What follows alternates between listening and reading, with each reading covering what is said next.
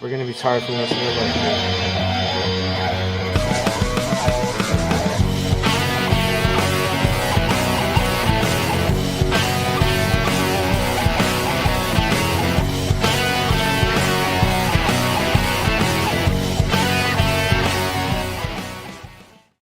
Welcome, everyone. We live? Yeah. What do you mean? Nothing played. No video played, guys. I got distracted. All right. Welcome, everyone, to episode 147 of Rangers Ed, presented by Lucarelli Law. If you're in Florida or New York and you need a lawyer, call Lucarelli Law at 239-775-8889 and tell them the boys at Rangers Ed sent you. This is your host, Cousin Ed. I'm here with Coach Ed with his nice towel from the Sweet Night.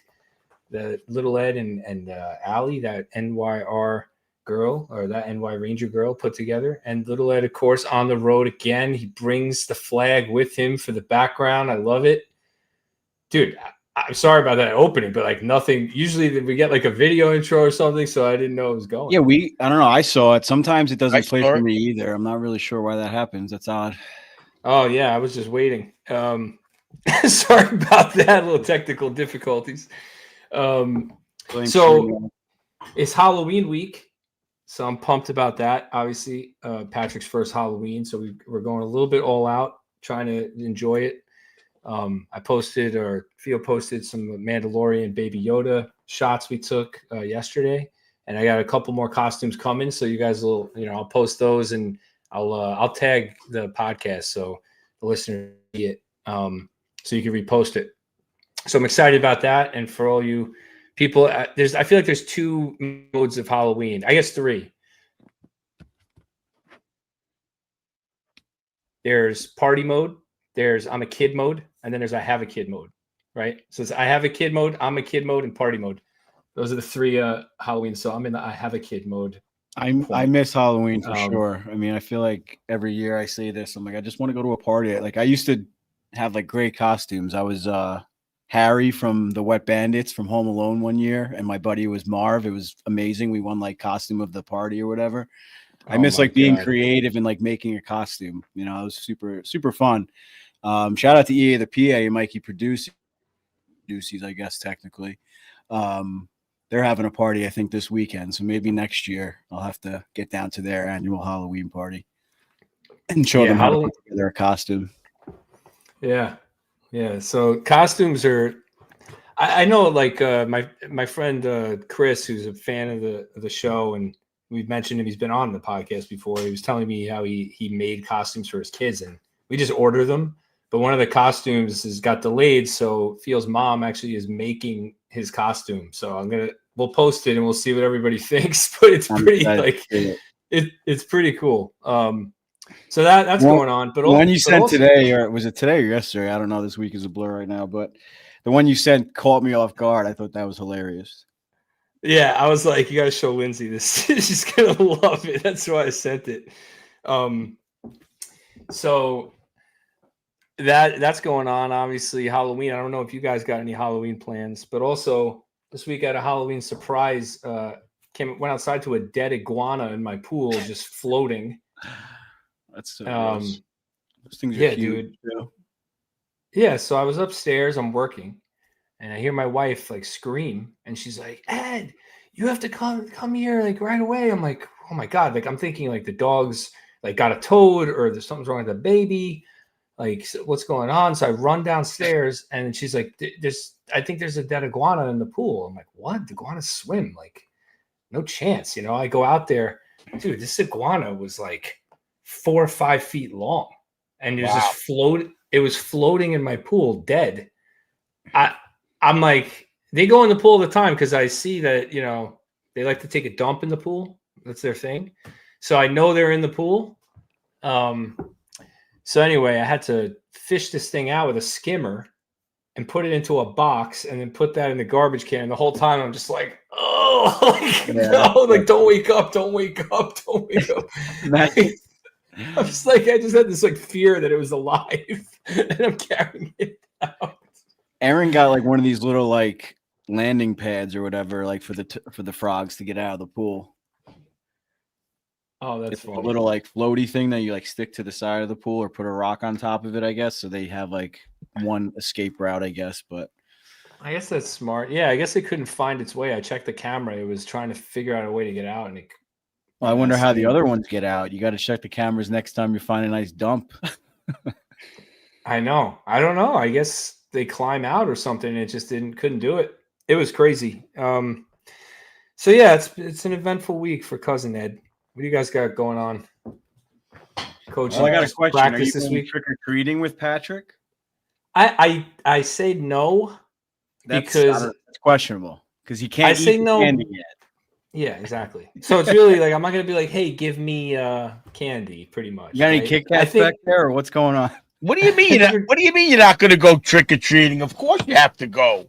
I think we'll do a couple houses just to do it, and then just tell the people like, you don't have to give me any. Just give me like one. It's okay.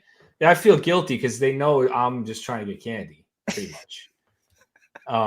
But I want to walk them around the neighborhood, see all the the decorations, and go trick or treating once or twice. Sure, but he's not going to know what's going on, dude. Right now he's just screaming like a pterodactyl. That's next like year we should. Next year we should do Halloween and dress up for a pod. Yeah, why not? Yeah, yeah. I mean, dude, seriously, he's just. I should have dressed him up like a pterodactyl because that is what he is right now. Cousin Ed can dress up as Mika, an exhausted dad, so it's like a double costume. Oh, I wanted to do that. I forgot. Damn it! From the picture. Yeah, next year. Damn, I wish I remembered. Not too late. It's a pretty easy one just to throw together. I know. I'm just not that creative. I guess I could just take a picture of myself on like a Wednesday morning and just kind of like just go with that. It's probably similar. Coach could dress up as Torts, Mark says. So I think that's a good plan. As who? Coach Tortorella. Did you see the Torts video great. that he sent? That's I was great. cracking up. That's great. I love those clips. We sucked from head to toe. He goes, that's so good. My God, I feel his pain after the last few games that I've coached down. It's been rough. Oh, I feel some pain, but we went to the San Jose game last week. It was that was after the episode, no? Yeah. You guys were at that game? Did you stay to the end? I feel it was a week ago. Yeah, we stayed to the end. We ran and made the train. How much time do we have to spare? I think we got down there in 6 minutes. So it was insane. I mean, the game before that we went to, I had to wake up at like 4 a.m. So I said to Coach, like, I was like, no matter what, like, obviously, unless it goes into overtime, like, we have to make this train. Like, I don't want to wait the extra hour. So obviously that game was no problem because that game didn't really go in our favor at all. But then the overtime, San Jose was like, as soon as San Jose scored, I don't know how we did it, but we're all the way up on the bridge for those listening. I mean, we're new listeners or whatever. We're all the way up on the bridge, and we made it down to Penn Station in like 6 minutes. It was wild. So, Coach Ed, I don't know how you did it. What'd you do? Just I don't know how people? I did it. What? What'd you do? Just barrel through people? I'm not our secret. Let's just put it that way. Oh, you got a little secret exit. We don't want to reveal that secret exit because then it'll get even more crowded. But I mean, it's not that much of a secret. It's just like you have to get there first. Right. All right. But the game itself, he's got the one eyebrow raised. That's his devious look over here. Yeah. It's my that was crazy. That's why I do the treadmills before the show to get down to the garden in 6 minutes. Right. We I mean it wasn't a good result for the most part. We got a point out of it, but it was exciting to see 11 goals. I mean, and I predicted some action instead of a 1-0 game or whatever. Yeah, as I told you, we were gonna save it for the show, but like as we're getting closer to like the third period, like overtime, dad, coach just kept turning to each other like it's gonna happen. Like it's clearly gonna happen. I think it was like 4-3 at the time, and yeah, we were just like we were like We couldn't believe it. Like, it's hard to put it into words. We just kept laughing at each other. Like, this is crazy that he called Yeah. this. But yeah, I mean, I don't know why. I Celebrini don't is know how some he called player, it. man. Yeah, he's so good, man. So good. What was he like live? Is he even faster? A little tease. Mikey 150 with the Fantasy 150 is back this week. And last week or the week before, he traded Celebrini to Devil's State of Mind for Jordan Cairo or somebody. Yeah. And then Devil's State of Mind played Coach Ed and torched him after that game against the Rangers. Yeah, I was up like 10-1, and then after that game, it was over. So there might be some canoodling going on between Mikey 150 and Neil over at Devil's State of Mind. I don't know. It's funny because that's like the least likely two people to collude in the league. I know. Like if there was going to be some kind of collusion. But yeah, we do have a Fantasy 150 this week. Mikey P sent in his stuff on that, so I'm gonna read it. He'll be back soon, but he did but he did the work. So I'm gonna take that segment this week. But it's pretty knowledgeable stuff, like even stuff I wouldn't have thought of. So I'm glad he put the time in to do it for me. So, but yeah, that's gonna be a fun segment this season. And for those of you that are new to fantasy sports, I'm going to give you guys some tips as we go through. I figure a couple things. There's people in our league who are new to fantasy sports, who are friends of the show. So it's a way to kind of level the playing field by me giving you some tips. You could follow them or not. But then also, if you're a listener and you're in your league, just little things. It's really going to be advice for people who are novices, though. So if you know about fantasy, maybe you can close your ears for that segment before you get bored. Well, you got to mix in like a veteran move too, so a well-experienced move. We'll see. I'll mix in some stuff. I don't want to reveal all my secrets in case there's people in my money league who listen, right? Like, actually, PJ's in my money league, so I gotta be careful. He's a new addition to that league. But all right, we got a lot to cover, and Coach has got to bounce early tonight. So let's just jump right into it. Jersey Profiles, sponsored by the Blue Line Blue Shirts. Mark is here. Thank you, Mark, for sponsoring this segment. Number 47, Morgan Barron. I thought a relevant pick. I know we're getting into the dregs of the numbers here, but he was I believe a 6th-round pick of the Rangers, 174th overall in 2017. He makes the NHL, which the Rangers have hit on some 6th-round picks. I think Jesper Fast was a 6th-round pick. Barron was a 6th-round pick. Recently, Robrick in Hartford was a 6th-round pick. I expect him to make it at some point. Rempe was a 6th-round pick. So they've done pretty good with 6s. But he made the NHL, and he impressed enough that he was the main NHL player included in the trade for Andrew Kopp in 2022, and the Rangers went to the Eastern Conference Finals. He was included in that deal with a 1st-round pick and a 2nd-round pick. Coach, I looked at this trade because it's not a trade tree. It's too recent to be a trade tree. But I looked at this trade. It's interesting. So Barron, a 1st-rounder, which was conditioned on reaching the Eastern Conference Finals, which they obviously did. A 2nd-round pick, which is the pick they got for Buchnevich. So they ended, if you want to do a Buchnevich trade tree, they got Sammy Blais, who played, 12 games for the Rangers? No goals, I think. Something like that. And 2 months of Andrew Kopp for Buchnevich. But they also got in the trade, not just Andrew Kopp, a 6th-round pick, which they took Robrick with. So that could save the trade tree. If Robrick makes it and establishes himself, Rubrick, whatever, establishes himself as an NHL player for the team, the trade's kind of saved, I think. Wait, so they gave up a 1st-round pick, you said?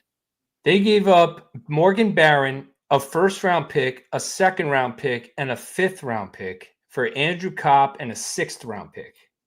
What? At the deadline. That's so much. And then they let Andrew Kopp walk.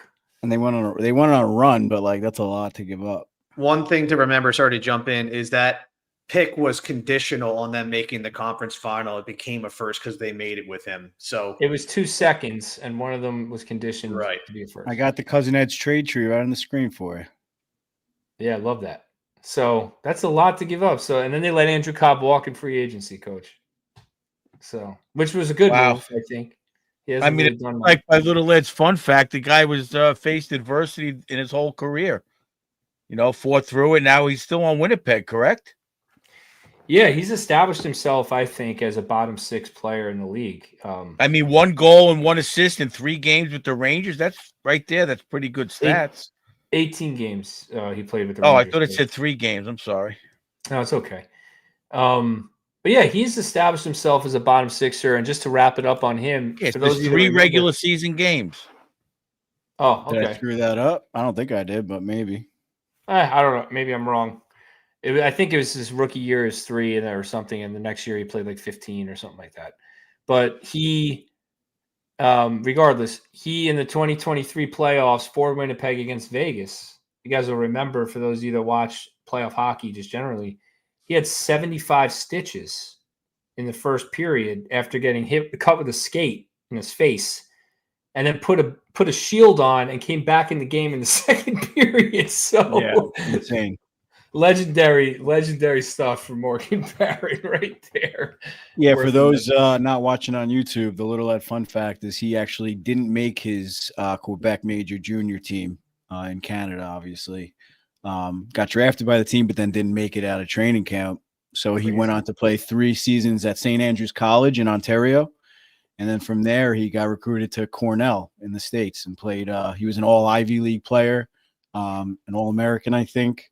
And he won ECAC Player of the Year. So definitely went through adversity, like Coach Ed said. And now he's still an NHLer.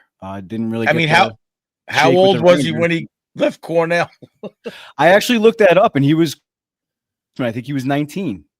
So Wow. Not really a true freshman, but I thought that was weird because he must have went to St. Andrews College as like a 15, 16-year-old then. So I don't know, maybe in Canada, you can go to college a little early, or wait, outside of the US, college, like in Spanish, college is high school. In Europe, Spain, college is high school and university is college for us. That might be it, because Canadians Maybe it's call it something like that. university also. Right, it's probably like a prep school, like St. Mary's or something like that. Yeah. In the US. Yeah. Yep. That's makes probably sense. it. Well, Coach Little Ed Ed's with fun the fact is just a experience and fact. knowledge Just a quick contributing. fun fact. I didn't take too deep of a dive. No, I'm wondering. That's all. No, Back that then, makes sense. I mean, because all the Canadians call it university, like we call college.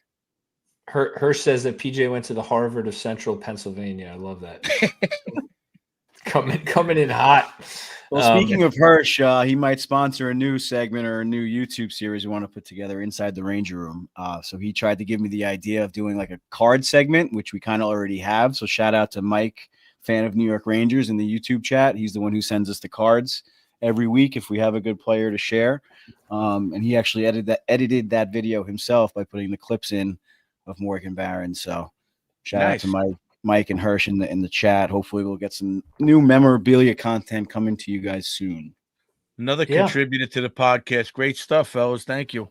Way to put Hirsch on the spot by being like, he might sponsor the podcast. Well, if he doesn't, now everyone's going to know. Did I say might? He texted me, so I thought it was official. I'm just teasing you, man. He texted me. Wait, so. Hirsch should sponsor the segment breaking PJ's ball. Yeah, exactly. You got to put Hirsch on. You got to put the pressure on him to get the sponsorship, dude. I'm all for it. It's the way to do it. He'll do it. All right, let's jump into this. So prior to the last episode, the Rangers were 3-4-1. They went 1-1-1. They're 4-5-2, 10 points, 6th in the Metro, tied tied for 21st in the NHL. I gave them the benefit of the doubt. If you look at the standings, you'll see they're like 28th or 7th, but they're technically tied in points for 21st in the league. So Brennan Othmann got a call up this week. I think I want to start there. There's a lot to discuss. So let's just start with Brennan Othmann, though. There was some rumblings from media that Othmann wanted a trade. Elliot Friedman reported that the Rangers were shopping him. Teams were interested. No trade was made. Then eventually he gets called up. The speculation in our chat is this must be a showcase, right? What do you guys think? I mean, Othmann gets cut early in camp, before Berard, before Perreault, before Laba makes the team. So it looks like he's behind a bunch of guys. At the time, I said, a lot could change. Let's see what happens. I don't think that his play, is what happened here. But he gets called up before Berard, before Perreault, couples that with the rumor that he might get traded. You think his days are done here, and this is kind of a showcase, Little N? Yeah, I mean, I don't know if it's a showcase. It could be a little bit of both, I think. Like it's kind of like not Drury tossing him a bone. I don't think he's like bending to his demands or anything like that, but it could be kind of like, all right, here's another chance. This might be your last chance. You got to put something together here. And then if teams like what they see, maybe Drury's killing two birds with one stone. Othman's the type of guy that like he's not going to hurt you. It's just someone that we want more out of. So I don't think it's that much of a risk by giving him another couple games up there. Yeah, Coach. I mean, he only played one game, correct? So far, one game. Yeah, just last night. What did you see from him, Coach? I unfortunately didn't watch the entire game. I had practice. I watched the third period. I listened to it on the radio in the car. It was a late game, so I can't offer my opinion. I'll tell you, last night he played, or the game before? Last night. Yeah. I think he played well against Calgary. He was scratched last night. Yeah, exactly. Oh, there you go. I'm right again. He played. A coach is on a roll right now. I now. mean, you guys are killing me here. Coach, you saw the game. That's why I asked you. And I'm sorry, you're like, I didn't see it. I'm like, I saw the game and I didn't see him playing. I saw a lot of it. I didn't see the entire game, but no, I meant the Calgary game. Yeah, there's a lot of moving parts. So he played. He the Calgary game. I had a game that night. I did not see that game either. I saw highlights. I did not see the Calgary game. Got a lot of games and practices before Thanksgiving, so it's a little tough. Coach is in the thick of it right now. It's all good. I mean, look, Othman, I thought he played a good game. There were a couple of times he had the puck in front of the net where he passed, and I was confused because, one of his best traits is his shot. That is one of his hallmark offensive traits, and he's a feisty player. I saw a little bit of that, so that's fine. But I want him to shoot.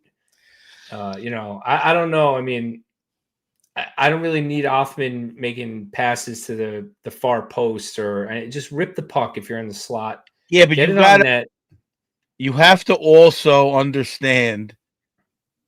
I don't know the scouting report on who was the goalie for Calgary, Markstrom? Dustin Wolf. No, Markstrom's on New Jersey, Coach. Right, he left there. He's on the Devils. I mean, you don't know what the scouting report is, and you don't know what the coaches are telling him. So I get what you're saying. They might be saying we need to do east-west passes in front of the net. He takes, that might be their plan. I'm not trying to take away from what you're saying or what I didn't see the plays you're talking about. And also sometimes you don't see the guy right in front of it. You don't see the net when you're right in front of it. He might not have a good angle. I mean, I have guys that are sitting there in the high slot between the dots and they're passing down low, and I'm going crazy.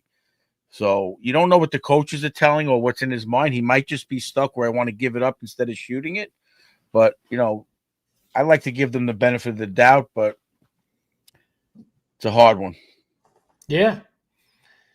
Yeah, it's tough. I mean, I want him to succeed, whether that leads to a trade or sticks with the team. I don't think he's going to succeed in 1 or 2 games, though. I think he's going to need like a 30-game trial. You're going to have to do like you guys want. You're going to have to give him that third-line role and give him the shot in 30 games. Had that I think he'll do fine. He kind of did that last year and scored no goals, so I think they're a little hesitant. But he got opportunities. He did do well. I thought he played well last year for the way they were playing. For the way they were playing last year as a team, I thought he did well. Yeah, I agree. I mean, I think this is what Chris is talking about. There was a play where he makes it a pass where he definitely should have shot the puck. Coach, he was point blank. Yeah. And he makes a pass. Chris says it was Talaba. My memory isn't serving me. I can't confirm that, but fine. And then it leads to a goal against going the other way. And then Othman's going back to the bench, kind of like, so plays like that, they snowball on a young player when you're. And the lack of shooting to me is lack of confidence. It's tough. I mean, all these young kids seem to just lack confidence. It's not. I don't know how to get them confident. I don't know. Go ahead, PJ. You got to You're put on your mute, mic buddy. on, PJ, when you Muted. come on. Sorry, failed there. I was going to say We're that what roughing Chris was alerting to there on that goal again. So Othman had all day in front, like all day, and he missed the pass to Lava. It was inexcusable. But when he tracked back, like Susie got beat around, or Schneider got beat, or Susie pinched, Schneider got beat, and then Othman, instead of staying in front of the net, he chased the guy that beat Schneider and left the wide open guy in front, Sharangovich, who scored. So like it I was think I saw that play, and I texted in the text that that was on Hoffman, not because of the pass in front of the net, but on the back check. Exactly. He definitely went to the wrong scratched. lane. Sullivan Yep. alluded to it before the game yesterday. He said those are the same details we talked about in camp. Basically why he got cut early and he didn't learn. So interesting. That was probably the biggest reason, I think. Whoa. Sullivan said that in his press conference that's why he got cut early? Well, he alluded to it. Oh. Before the game yesterday, they talked about why Othman wasn't playing. And basically the runaround quote was, we've had this discussion with Othman since the games in Lehigh Valley and in camp that he's got to focus on those details of defensive right places for like all the right details of the game defensively and offensively. And that basically what he failed to do in Calgary. So that's why he got scratched. So basically, if you read between the lines, it's kind of like the same stuff they've been telling him over and over. Yeah. That makes sense. Well, it's unfortunate because when you have a prospect like Brennan Othman, who is a project in the sense that he's a power forward, right? And those guys take more time to develop. He's a first-round pick, a mid first-round guy a couple years ago. And we were talking like 2021. So this isn't that long ago. He's had multiple opportunities to make the team and hasn't yet. And I still think it's too early to give up on a kid like that, but these kids, they want to get to the NHL as soon as possible. And they want that promise to them. And there's a few reasons for that, right? They want to start the clock on their entry-level contract because of the way the contracts are structured in the league. He's going to have going on right now. Like everyone's look at all this money that's being thrown around. Like young kids. Yeah, so he had his contract slid once for going back to juniors. So his ELC was 4 years, not 3 technically. Then he wants a big RFA deal, or he wants millions on his RFA deal. He doesn't want a rempy $975K when he's up for RFA, I think at the end of this season. So they want to start the clock on getting paid. And the way sending him to Hartford, it's going to slow that process, right? Yeah, but so I think I get what you're saying. And if that's your theory, if that's what these players want, then why is it taking him more than three years to learn what the coaches are saying? Well, I think that we don't know. If you want that contract, you should be doing the right things. He's saying the right things for the last 2 to 3 years, as far as he wants to make the team, and he hasn't bitched about going to Hartford until we heard this year rumors. But if that's your choice, and I think I'm going to touch on this when we get to the Laffy segment. If that's your choice, then you got to show the coaches I am responsible defensively.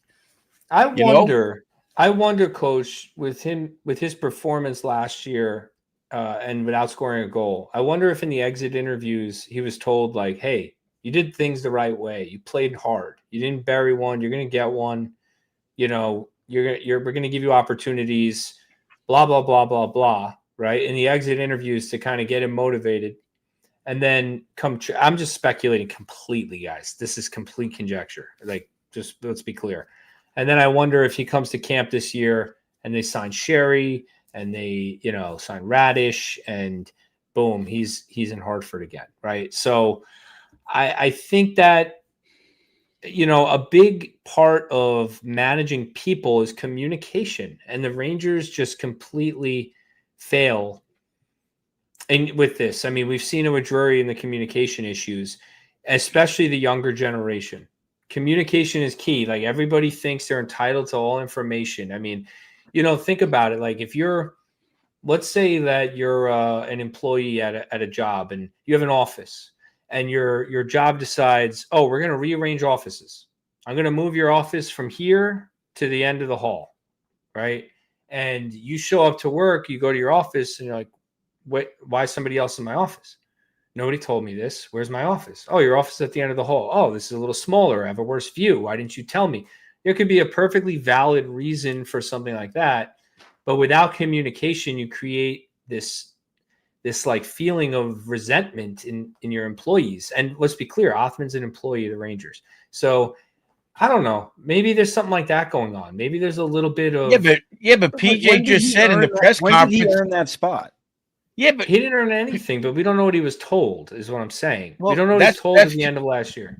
We don't know. look, first of all, it's not just the Rangers because you hear a lot of players unhappy around the league at certain points. You don't think it's just the Rangers. We don't follow other teams that much. You know, Zegras was unhappy in Anaheim. I mean, you know, who knows what goes on? You don't know. You don't know their attitude. Their agents might say, you know, that's all conjecture for sure. Yeah. But PJ just said in his interview, he said he's been told to focus on this. So there is some communication. And I know after a while, I thought I'm at a Sullivan point- said that. Sorry. I'm at I a didn't point hear right what now. Sullivan said. Well, you just think Sullivan said it? You don't think it was passed down by other coaches? Sullivan? No, is a I great didn't. coach. I didn't know Othman was the one who gave the interview and said I was told this. I No, thought no. PJ said that PJ Sullivan just said Sullivan said it in his press conference. Yeah. Right. Okay. That he has been told this to work on this, on the what was the word he used, on the I don't know, the fine tuning. I can't think right now either. Yeah. The details. But I go through the same similar things. I'm like, I have a player for 3 years. Stop fucking toe dragging the puck. 3 years. It's crazy. It's a mental thing that some players just can't get out of. And I don't want to. Again, we're not comparing kids that I coach to NHL players, but boys will be boys. Yeah. Boys will be boys. We've for seen it sure. over the years that there are plays that you're like, why is he still doing that? Look I at know. Panarin. Like Panarin with the cross-ice passes. It's Why is he crazy. still doing it when they're giving the puck? You know what I mean? It's like, the frustration as a coach is just, it's unbearable sometimes. You know what it is? I think because And you- after you a while, can't you're get just out like, there. you know what? Who's next? It's because you can't get Go out down there, to the Coach. minors That's- and learn. I can't. I don't have time.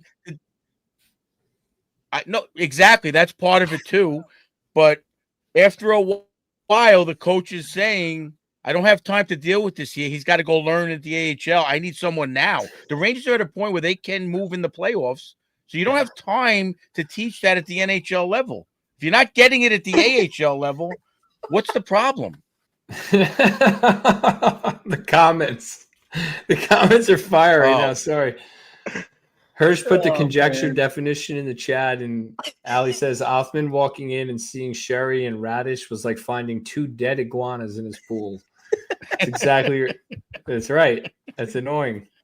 Anyway, Coach, you make a good point. Yeah, but I but think you know your what? frustration- You know what?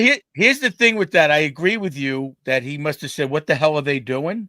So if it's my son, I'm going to go to him. Look what they did. You better wake the hell up. Yeah, I know. You better start studying film. What did I tell you, Ed, when you got cut that year? I don't remember specifically, but I remember joining a roller hockey team. I said you working got on 2 specific choices. Either things. you could cry about it or you could work harder to make the team next year. That's your 2 Yeah. choices. And he was 15 or 16. Not that I was this big hard-ass father, but I said, these are the choices you have. So when he sees Radish and Sherry signed, somebody should have said to him, hey, it's time to wake up. This is your 4th year. Is he getting that advice? Or I don't know. We don't know these things. Well, that's the my point. agents have an interest in the player making as much money as possible as soon as Of course. possible. So their advice to the client is likely skewed in the direction of let's maximize Money. your Yeah, income. I get it. Yeah. But is that the best? Is that, after a while, you got to say to your agent, like I've said before, I don't want to do that. Well, some guys about do your- that. When it's Some about guys- your I- life, you got to make sure you do it. There's actually know. a player, I think it's Anthony Duclair, if I remember, who doesn't have an agent and negotiates his own contracts because he got fed up with the agents like trying to convince him to do stuff. So he ends up being like signing lower contracts than he probably could because of that. But he goes where he wants to go. BJ, you joined in. Yeah, I was just gonna chime in about the Shiri and Radish thing, but Shiri was a tryout. I think it's fair to say if Othman had a good camp, that he would have made the team. Like, Thank you, PJ. that's Yeah, I really agree it. with you. At the end of the day, he had full control. The lineup was there. He didn't do well in the games. I mean, Frankly, even at the rookie series, like, sure, he had a decent weekend, but like I said it before it even started, he should have dominated that weekend and not even given them a choice to send him down to Hartford. I'm not so sure about that. I mean, I What do don't. you mean? I hear you. You make a good point. I think when I think about it, again, it comes down to roster flexibility. So when you look at Brett Berard, did he have a good camp? He had an okay better than camp. him. He didn't stand Even out. He Perot played Brett lasted Berard longer than style. Othman for a reason. Okay. I mean, he was pretty good. To I me, thought.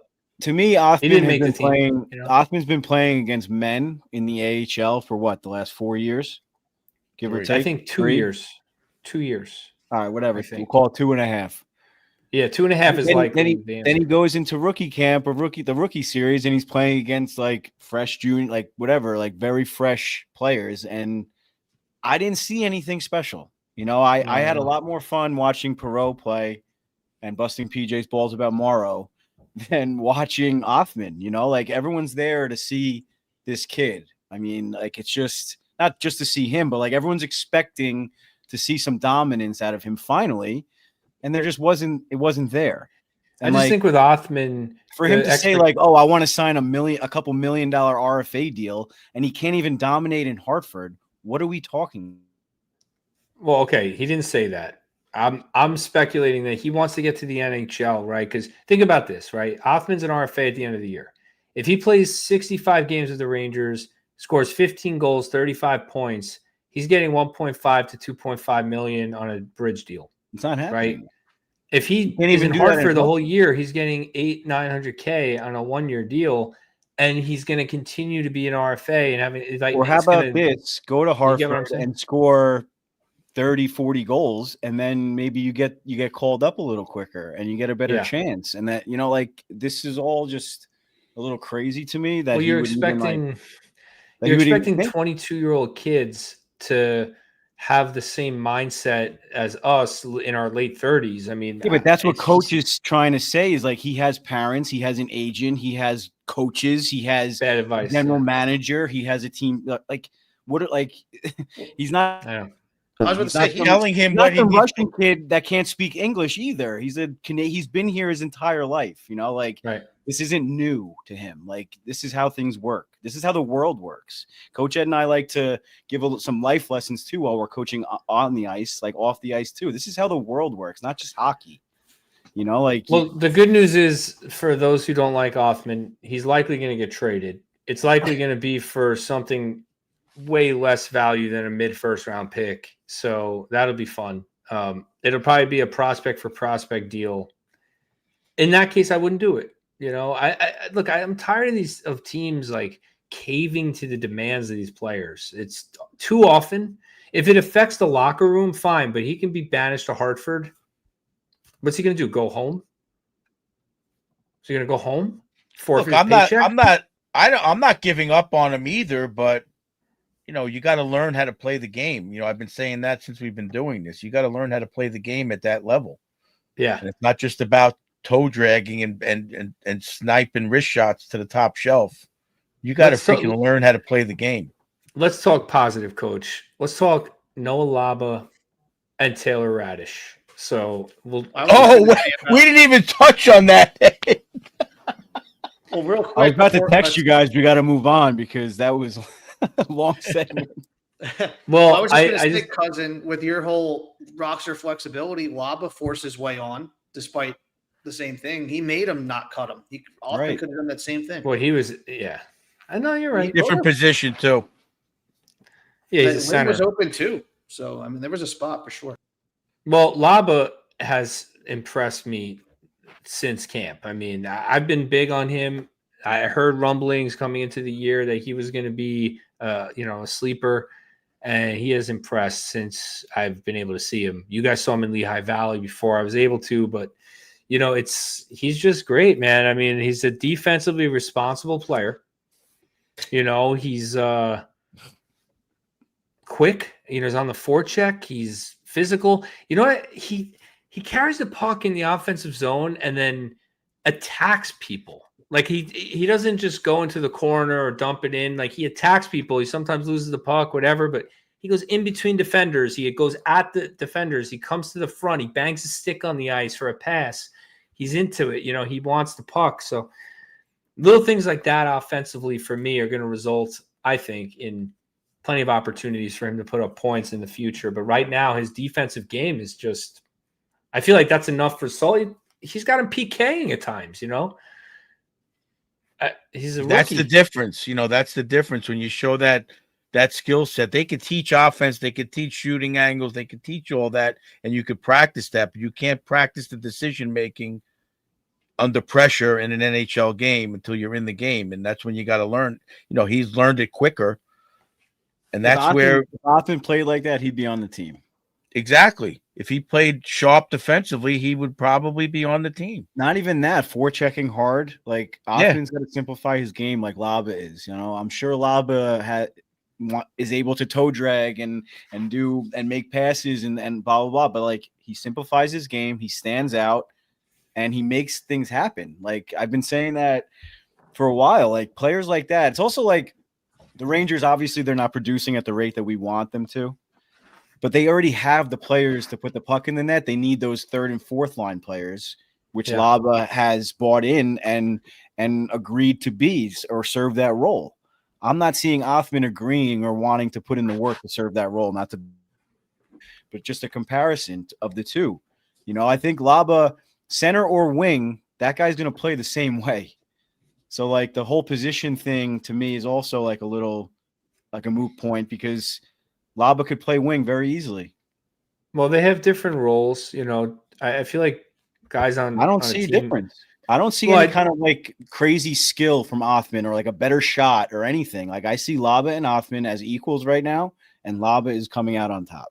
Oh no, I agree with that. But I'm saying guys have different roles, right? Like some players are kind of built for a specific type of role, and others are more Swiss Army knife types that could play any kind of role. They could play up and down the lineup, and other guys are defensively responsible and fourth liners and this. Like everyone's a different player. Like I feel like Laba is more of a Swiss Army knife where he could play top six, middle six, bottom six. So as a rookie, he's more easily trusted by a coach in that scenario than a guy like Othmann who has to be a guy who is feisty and producing points. Otherwise, he's not going to make the team. He's not going to be a bottom six winger scoring, 10 points a year. That's just maybe I see him as a different player, not 10 points, but I don't see him cracking the top six right now. I'd rather have a Perreault there or somebody else. I 100% agree with you. I don't see that, but I'm saying that's his skill set. So like he has to get there or he's not going to establish a role or he has to change his game. Those are I don't think options. That's his skill set is what I'm trying to say.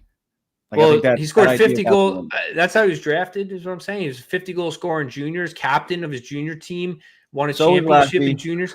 So, like, there's a ton I of know, guys but that's the same thing with like, Laffy. That's Laffy, too. It's the same thing. He has to put up points or he's useless. I think it's interesting. The junior thing thrown out the window with these players. Unless they're playing 4 or 5 years or whatever of NCAA hockey, the juniors is should just throw the draft out the window completely. Let's just not even draft guys. Just trade all our draft picks. Juniors is garbage. Listen, they're not learning anything with juniors. I know Little Ed's been saying it for a few years now, but now that I got my Sirius radio, I listen to NHL Network, and the big topic, I forget who was talking about it, was the fact that these 19, 20-year-old highly skilled kids that are lighting it up in the OHL and all these junior leagues, they don't want to transition to the NHL and realize that they're not going to do that at this level. And it's a common sense thing. And maybe Othmann has that in his head that he's a scorer. You have to say, after you get there or try out or you play some games, you get a cup of coffee, you say, look, I got to figure this out. I got to figure out how am I going to stay in this league? Yep. Yeah. And that's a good point. They brought it up on the radio. These guys have been there. Brian Boyle talks about it too all the time. Yeah. Like Boyle was a number 1 pick. He ended up being a First career overall- third, not fourth first liner. overall. Yeah, first Well, round. coach, pick. you always say a number 1 pick for a first A first rounder. round pick. I would I'm sorry, hesitate. a first Yeah, I would round hesitate a on number 1 pick. number 1 pick. He wasn't a number 1 overall pick. He was the first round. All right, he was a number 1 for the Kings. Right. But he wasn't a number First 1. round First pick round. for the whatever. It was like first round 28th is or something like a highly sought after player generally to the top 15 guys. Yeah, your chances of making it to the NHL are relatively high in the first round if you're a first round. Right. Well, what I'm saying is Boyle But I was a agree with highly you. skilled, low-level agree with you. player, and he transitioned and found his game and realized I need to be a defensive-minded, hard-checking forward, and he had a career. And coach, So- it's the same idea as like anything. You know, when you have to Of have course. self-awareness, you have to have it. You have So, to yeah, be willing Lava- to do it. You have to be willing to do it. But the After a first step while. is being aware, right? A guy like Radish is a guy who was aware of that. I don't know where he was drafted. PJ, you can look that up. Maybe he was a first round pick. You know, he's not like a special player or anything, but he's a solid NHL player. He's an NHL player. Well, let's talk about the second cousin Ed prediction of the Sharks game. What was that? Who is this? Who was saying on the podcast last week? Does Radish do anything? Does he do Mark. anything? That was me and Mark. Oh, that Radish. was you and Mark. I thought it was you. Well, Mark Mark said put him that in. about Mark Radish. put him in the doghouse first, and then I circled back, and I was like, you know what? I was just saying to coach that I'm waiting for Radish to do something, so I did it too. And then Oh. next, the Rangers that I'm bump. sorry. I thought it was Coach, cousin Ed and Pete. I thought it was cousin Ed and PJ mostly. No, I've been Coach just wants to- talking. I've been wants to talking come at Mark me, off man. the Radish ledge since preseason. He was down on him then. But by the way, Radish was the second round pick, 58th overall. Okay, second round pick, probably a good scorer in OHL or wherever the hell he was. I don't know his numbers, but he's a guy who's accepted his role, coach, right? Like that's a guy who knows he's a third, fourth liner. He'll Yeah. sniff some PK, PP2 time if he gets hot, and that's just his game. Maybe I'll look like an idiot here, but I bet the percentage of first round picks versus like second and third round picks of making it and staying in the NHL is pretty close to the same. It's not. It's not. No, I'm it's thinking not. like the attitude of the second and third liners or rounders is like coach was saying, like, I got to do whatever it takes to stay in this league. And the first rounders just want to be top six, whatever, blah, blah, blah. Yeah, I hear you, but it's not. It doesn't work that way because the talent gap is way Or different. maybe it's so- just for the Rangers then that I'm noticing that all the second Yeah. and third rounders and fourth It's- rounders. no, and what you're- fifth rounders- what you're noticing is the Rangers management sucks and they're terrible at drafting generally. So that's what you're noticing. maybe But I this will think get- maybe I this will think get you us might have a talking about point, it. Ed. Sorry. I think you might have a point if you focus on bottom six. If you say bottom six players, which is half the league, half the forwards in the league are bottom six players, right? So bottom six players, like what's the percentage of first rounders and second and third rounders that make it as bottom six players? I think in that situation, you might have more of an argument, right? Right. And that might be your point. Well, anyway, Radish getting that hat trick was definitely a Epic. highlight of the ceiling. so What did I far. say? So good. What did I It was say? I so said, good in the chat. At one In the point chat, in the just game, watching Mark melt down was great. yeah. And at one point at the game, I said to coach, I was like, would you rather I think I said, would you rather Radish get the hat trick or Radish get 2 goals and Sheary get 1? And he was like, definitely the Radish hat trick. And it happened. Was that his first Let me career tell, hat trick? and let me tell you something. All 3 goals were like Beauties. sniped. They Yeah, weren't they like were lucky great. bounces off a shin. They were like that slap shot for the hat trick on the short side. I was like, holy shit. Yeah, and Mark throws his Great. hat onto the ice, so we had a little debate about this too. PJ and Mark were saying the hat throwing makes you a real fan, and I'm not throwing my $45 hat onto the ice for a Taylor Radish hat trick. How often are you at a game for a hat trick? You got to do it. You're down by No. the ice. You got to First of do all, it. PJ, how many No. hats do you own? So I don't know if you're able to. You don't. I'm not wear a huge them. hat collector. I Right, look like I don't so- look good in hats, but I still So- would throw it regardless. Yeah. So- But I would um, not throw a hat. To answer No your chance. question I earlier, would cousin, never throw a hat onto the ice. I'm just so. I guess I'm cheap or well, something. my I don't know. wife I'm is just not with throwing me my on this one. Yeah, I'm. I'm with you on that. To answer That's your crazy. question, though, Radish second career hat trick. Oh, okay. 2 career hat tricks for Radish. All right. Yeah, I remember he was a Tampa prospect. He was pretty well regarded. I think he bounced around a little Chicago, but I can't remember if he ever scored a hat trick. Sorry. That's why we have PJ. All right, Coach. The late games. You know, the late goals against in periods, and it's Brutal. suffocating me in the ends of the first period. It seems like is really becoming problematic. You know, it's like I just watched the other team press in the last minute and a half, and it's just like I'm waiting for them to score every period. It feels like every period. It's not every period, but it feels like it. Is there anything a coach can do to like address that? Is it a coaching issue? Is it a player issue? Is it personnel issue? Is it a system issue?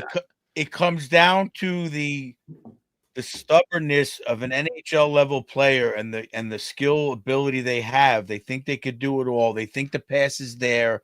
They think it. And we showed. I show the clip of Paul Maurice screaming at the bench. What the hell are you guys doing? Blah blah.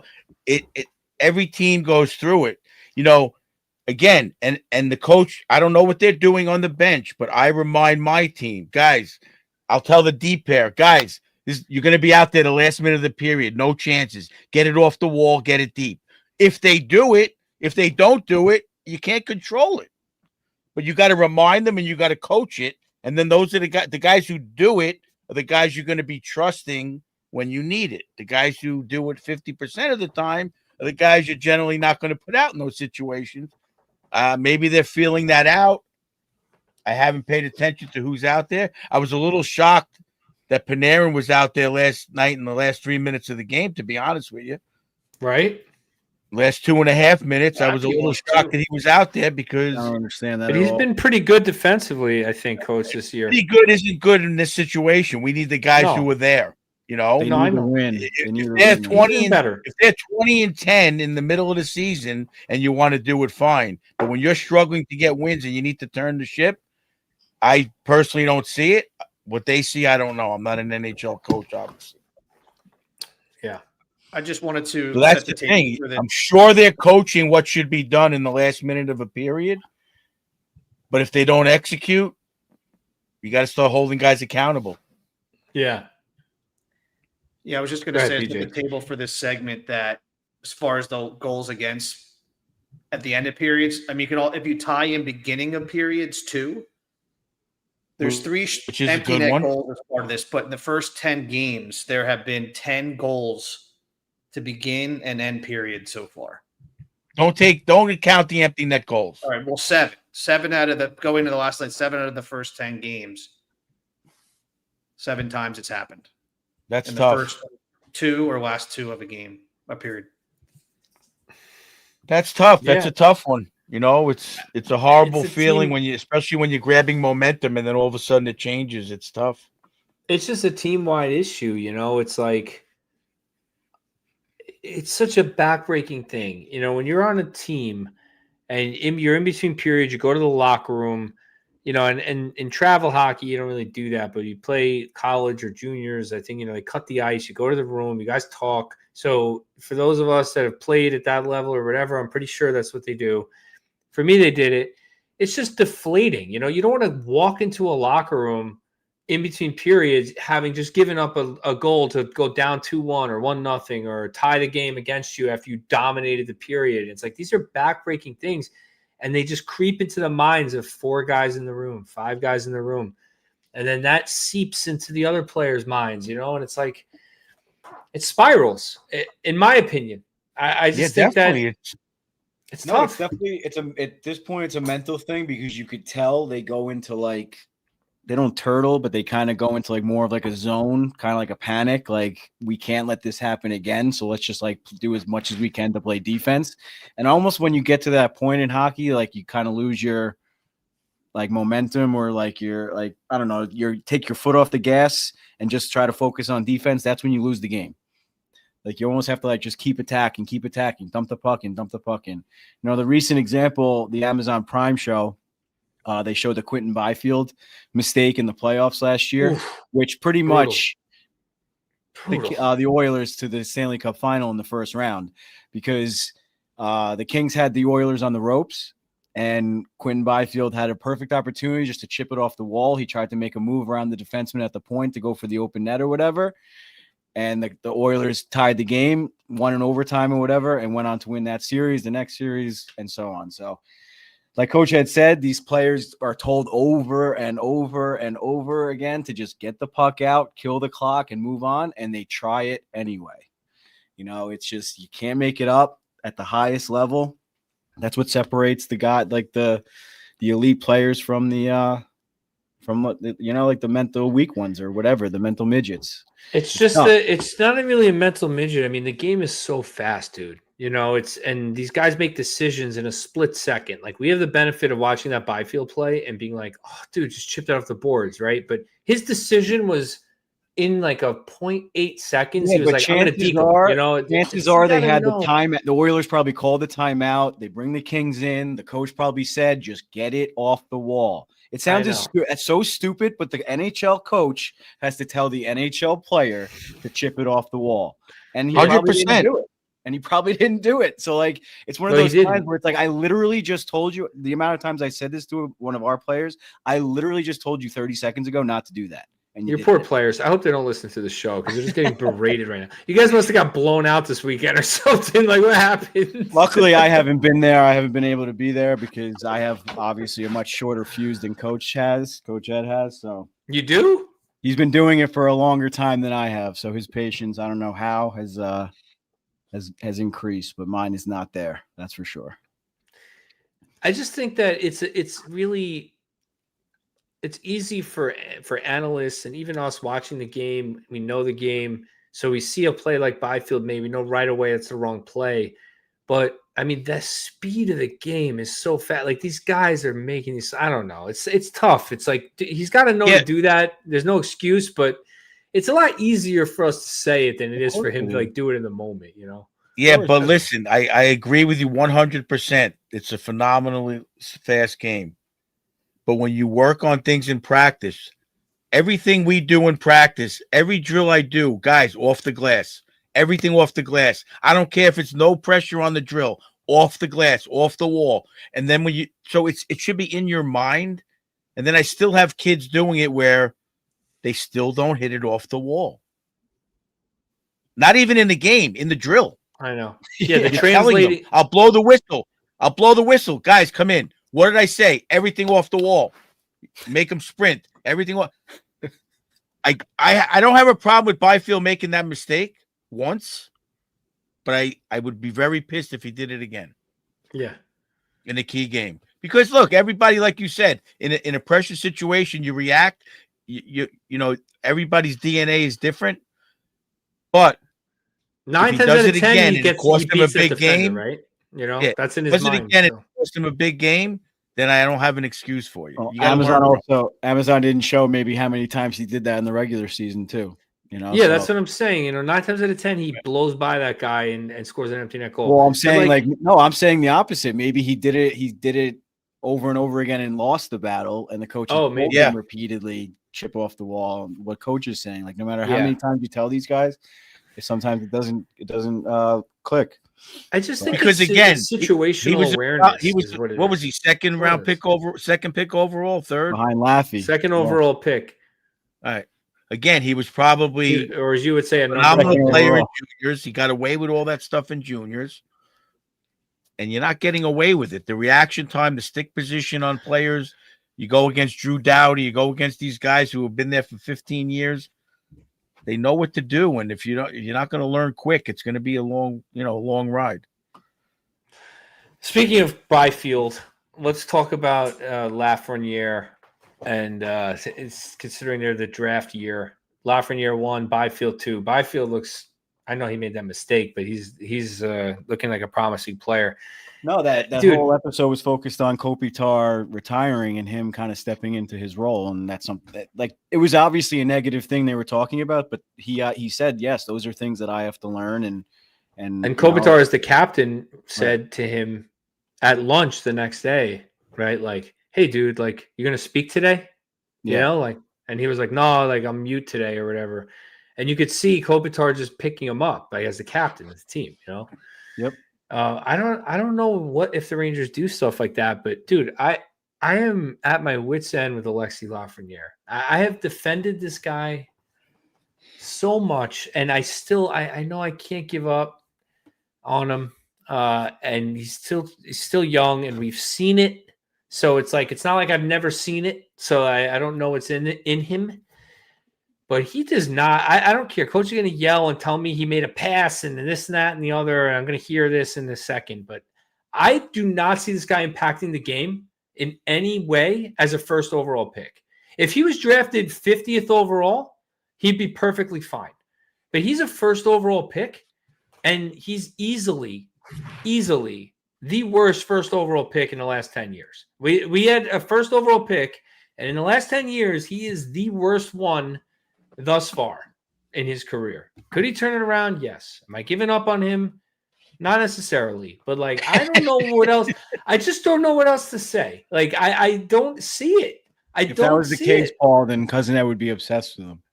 I just don't see it, dude. I love Alexei Kovalev. So no, he's not like that, but I just don't see him. At least with Alexei Kovalev, he'd like deke a guy and like miss the net or something. He'd shoot it up, like he'd screw up at the end. He'd like make a play that showed you his electric talent. Like, I don't see it. I don't see it. He can't chip the puck into the zone with an empty net to get possession. He can't deke a guy into the zone. He doesn't skate into the zone with the puck. He doesn't look confident. He misses passes. He shoots at 100 miles an hour on a pass across ice that almost broke Zibanejad's stick. I don't know what the hell kind of pass that was. I'm just lost with this guy, bro. Somebody talk me off the ledge with Lafreniere. I can a little. I'll give you some stats. You love advanced stats. So I'm with you. I'm disappointed. But Lafreniere has almost over 60% expected goals for. Best on the team, according to Natural Stat Trick. The Rangers hold a decisive 34-14 edge in high danger chances 5-on-5 when he's on the ice.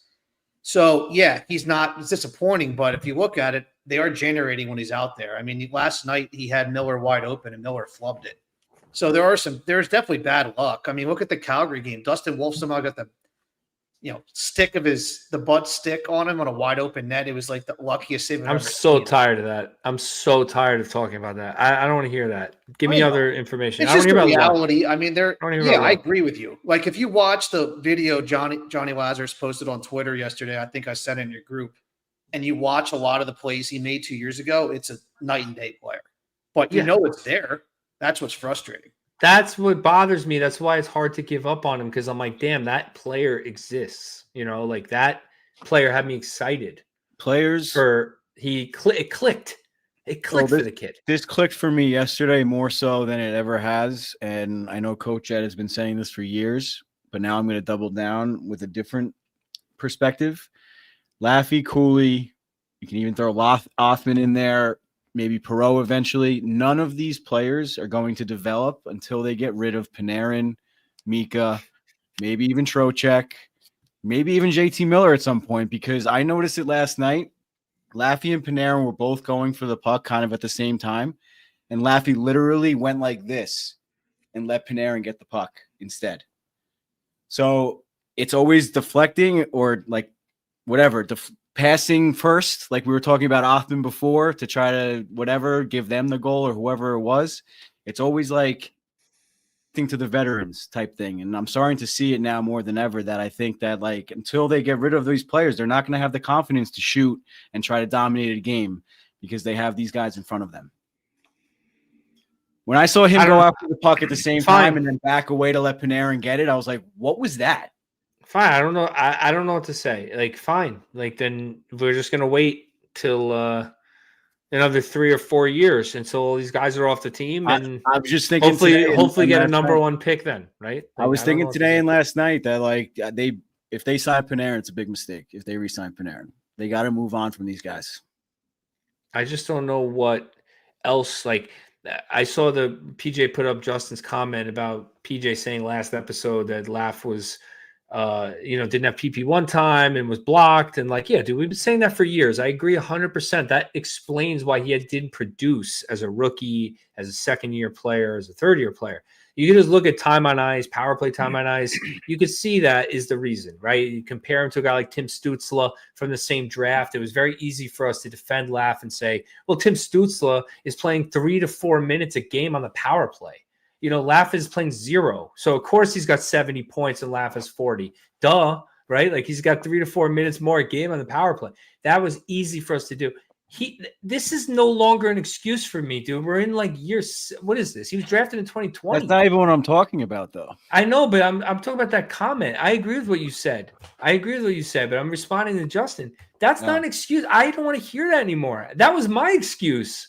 I'm done with that. Now he is on the power play, and what did I send you today, Coach?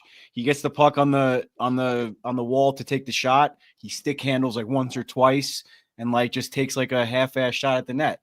It's like now you're getting the opportunities on the power play. I've been clamoring on that spot for years now. They finally have it, and they still just give it to Mika and Panarin every friggin' time on the wall, and we wonder why the power play sucks. Because there's no other option and no one moves around, and every single team knows they're just trying to get the puck to Mika and Panarin on the wall. It's like the most basic power play in the world. He's got to be more of an alpha, man. And he's just not. It's just not who he is. Like, he should be flying around the offensive zone, on the power play, on the even strength at any situation of the ice. Like I said before about Othman, Cooley and Laugh, simplify your game.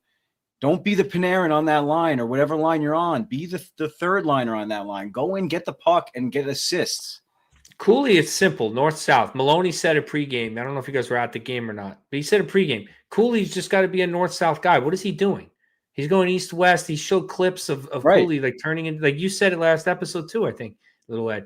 Maloney pointed it out, and he showed the clips. Just go north-south. He did that. He gets an assist on a beautiful goal by Mika. It leads to a win, right? We did all last year to impress every fan that he was the best player on the team last year. But this whole argument about Laffy and how his development got screwed up by the Rangers, dude, you are preaching to the choir. I do think the Rangers screwed up his development. I think they screwed up Kakko's development. I get shit for this all the time for saying this argument. I shouldn't be the one receiving this from people as like a defense to what I'm saying. This is my argument, guys. But at what point do we give that up and say he's not that good? Like at some point, I don't know if I'm there yet, but I'm getting pretty close. Like we're getting to the point. Look, let PJ say his piece, then I'll go. Yeah. No, I was just, you were talking about Cooley and like his struggles a little bit. And I just wanted, I don't know if you caught or if you guys saw in the broadcast that Maloney basically said, he was talking to Cooley and said before the game yesterday was the best he's felt. He said he didn't feel great. I don't know. I was going to ask that. Like, what does that mean? Like, yeah, I didn't know if he meant sick or if he's hurt. But it was and I was thinking that today, like what injury in hockey, other than like Laba's on his face or whatever, like what injury in hockey is going to heal while you're still playing? Maybe he was upset that he hasn't been playing well, so he just didn't feel great. It's possible. I don't know. Yeah, it was an interesting comment, but I was just he didn't really specify like what that meant mentally, physically. Disappointed in his game, could be anything. Well, he did play better last night, so hopefully whatever it is. Yeah, he was good last night, Cooley. Yeah, so we'll see. Okay, Coach, go for it.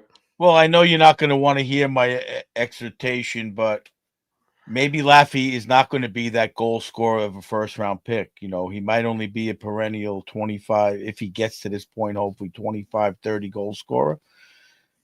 But last night, I thought he played great defensively. The game that I watched, I don't know what everybody else watched, but I wasn't afraid that he was out there. I'm more afraid that Panarin's out there because I thought he played with a little grit. I saw, like, I'm going to say minimum 3 back checks in front of our net that he stopped situations from getting worse. And I thought he was playing hard last night.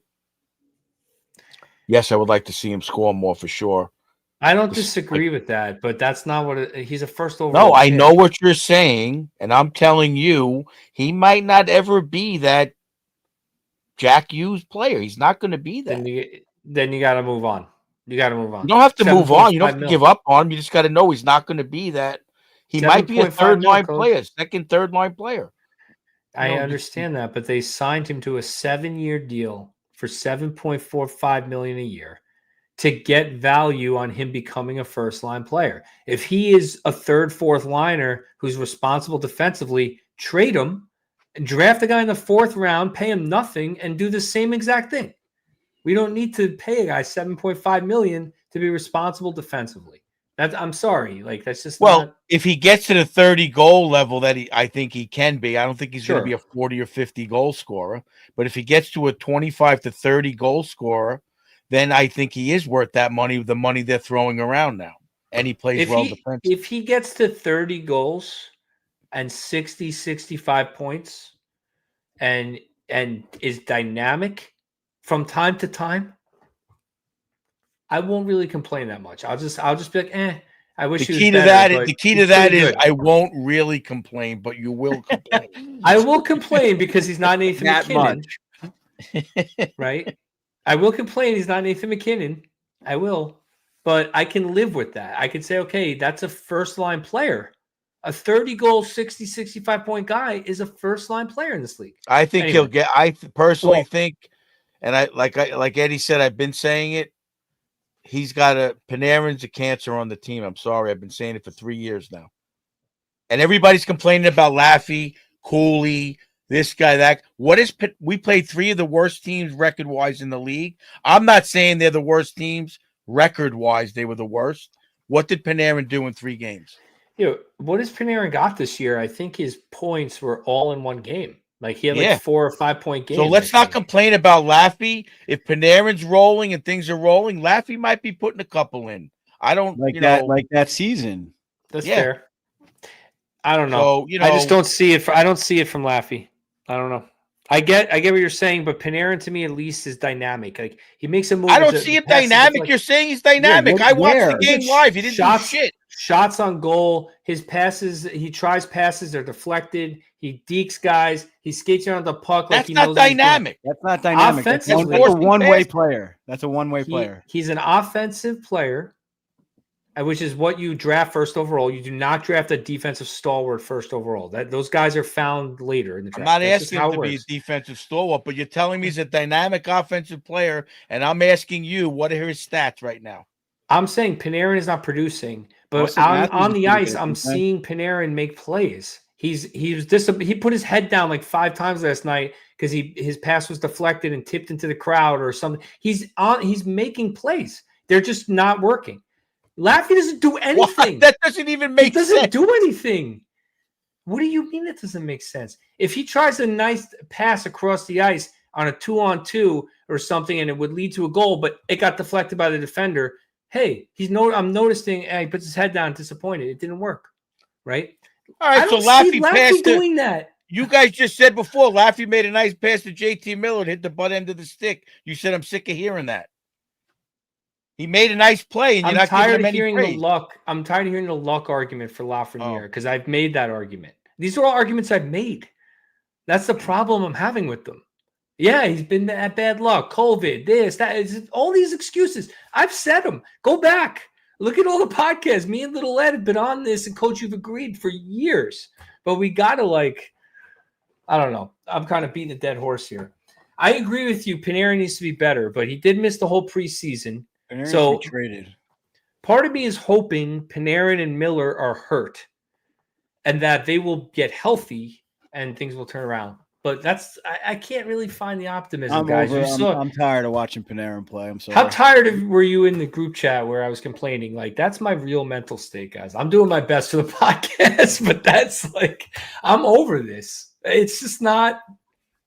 It's not that good from Alexis. I mean, partially what created my whole argument is obviously I listen to a lot of NHL radio, Chicklets, all these teams around the league. What PJ said in the chat yesterday, these young teams like the Utah Mammoth and stuff, they don't have a player like Panarin. They have their young talent who are doing everything that they can to stay in the lineup and put in the effort. I joke around about it, but effort is greater than skill. I'm sorry. We said that years ago, dude. I'm tired of watching. I even said it, 2 episodes ago that Mika and Panarin look good together. I'm already over it. Even at Panarin at his best, I'm tired of watching that guy play. I Like, I'm said just it tired of years it. ago when Like, he just- I said it when they Just drafted not- he doesn't Lafreniere. do it. If Lafreniere were drafted by Utah, he would be on the first line without earning it, just playing, and he would eventually develop and have. That's the way these guys develop now. The Logan point I'm Cooley trying to is make getting ice time. He got the paid point I'm before he trying scored to 50 make is points. you don't need these players like Artemi Panarin to win. Oh, in I this agree with league you. right now. So get rid of them. No, I It's agree with you. over. Panarin. It's over. Panarin is if they could get for Panarin a haul as a rental, dude, you got to take it. What do you mean? Scott. I give them away for like No, one no, first round pick at this point. Like it's No. over. No. What do you mean a haul? No. So what if they don't get a quote unquote haul? You want to sign them to a ridiculous contract, and we're stuck with them No. for another 7 years? No, but he'll get Well, a then- haul. That seems like 'Cause the he's other, Artemi- that seems like the other option. It's either get a haul from him for him, or they're going to have to re-sign him. No, you're misunderstanding me. You're not going to have to settle for a first round pick if you trade Artemi Panarin. He's one of the best players in the NHL. Period. End of story. Not right now. He's not. He is not, though. like- He's top 5 What in has he points in done? the last all right, 5 what has years. what has he done in the playoffs in the last 5 years that teams are going to be like, oh, we got to get him for the playoffs? Yeah, but no team is going to acquire him to be the main guy in the playoffs. They're going to acquire him to be a supplemental scorer, an elite player as a supplemental scorer, like Marian Hossa was when he went to Chicago. and Any stuff like third line player can shut down Panarin in a playoff series. that. We'll see. What do you mean? I We'll see? guarantee- We have seen it. What do you mean? We'll see. No. We We'll saw it. see. He's We getting saw a it already. haul. He's We getting saw a it haul if he's traded. That's what Well, I I mean. hope you're right. I You're want. right. Oh, I'm saying do it now. Because Why although don't you wait guys till say the he season? sucks, he doesn't. And no team in the NHL thinks he sucks. There's not a single GM in the league who looks at Panarin and is like, that guy sucks. We'll see. Not a single one. We'll see. I guarantee you that. All right. I guarantee you that. Okay. I didn't say he sucks. I just think he's a cancer on the team. That's all I said. Locker room. Yeah. On the ice, he's a cancer. Not. I off agree. the- No, those points I agree with. We don't have to debate them. I agree that it negatively affects the young players to watch Panarin play the game a certain way. It affects their development. They defer to him. I am on board with all of those arguments. I am solely focusing on the fact that he's going to get good value in a trade. You're crazy to think otherwise, dude. I mean, he has the 5th most points in the league, I think, since he signed with the Rangers. Regular Behind like season, I don't McDavid, care, McKinnon, Ed, Draisaitl. stop. The regular season, it doesn't matter. We're talking about playoffs with this guy. He does not He is- perform in the playoffs. He's easily shut down. He has He 2 hurdles overtime the game physical winners with play. the Rangers off the top of my head. Oh my god! 2 of them. On the power Two. play. One was on the power play. It was. One was on the power Okay. play. Right. But one was gritty in front of the net. Okay. Off Guy his shin, won. I think. Off his shin, I think. Yeah. So what are we talking about here? That was a game 7 overtime winner, by the way, on the power play. And that wasn't off the shin. He threw it between the legs. That was a Yeah, sick between his- tip. OT Yeah, it was winner. between his Come legs. on. Yeah, yeah. Give him That some was nice. credit. I know.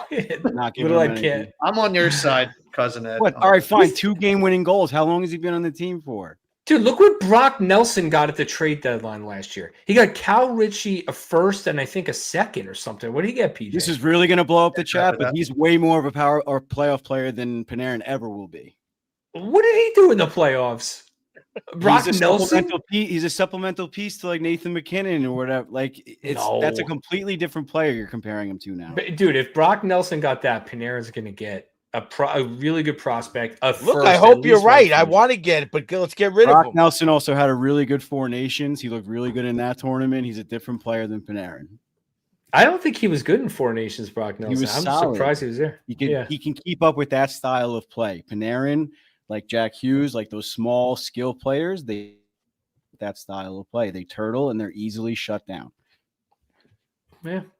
No, you're not wrong about that. His physicality is an issue in the playoffs. Look, we don't have to belabor Only the gonna point. get I'm worse. just saying We're better. I'm just whatever- saying however it- you wanna look at it. all it takes is one GM to offer like 2 firsts and a prospect or something. It just takes one. They don't have to get everyone in the league to agree on his value. There's never been a rental like him available at the deadline, period. Never. There's never, ever been. He would as get many an points as he absolute has. haul. It just doesn't. Little Let's Ed get will be back like, Let's get back to laughing Cooley Little because Ed's like, give last me a night, bag of pucks. Get that in there. last night There's after the no better free agent at the trade or whatever at the trade deadline. Like, all right, move on, please, before I get off the show. Like, are you kidding? Like, he can't play, but he can't perform in the playoffs. What are we talking about? Move on. There's never been a talented guy Listen, like him Ed, available as a they're little rental.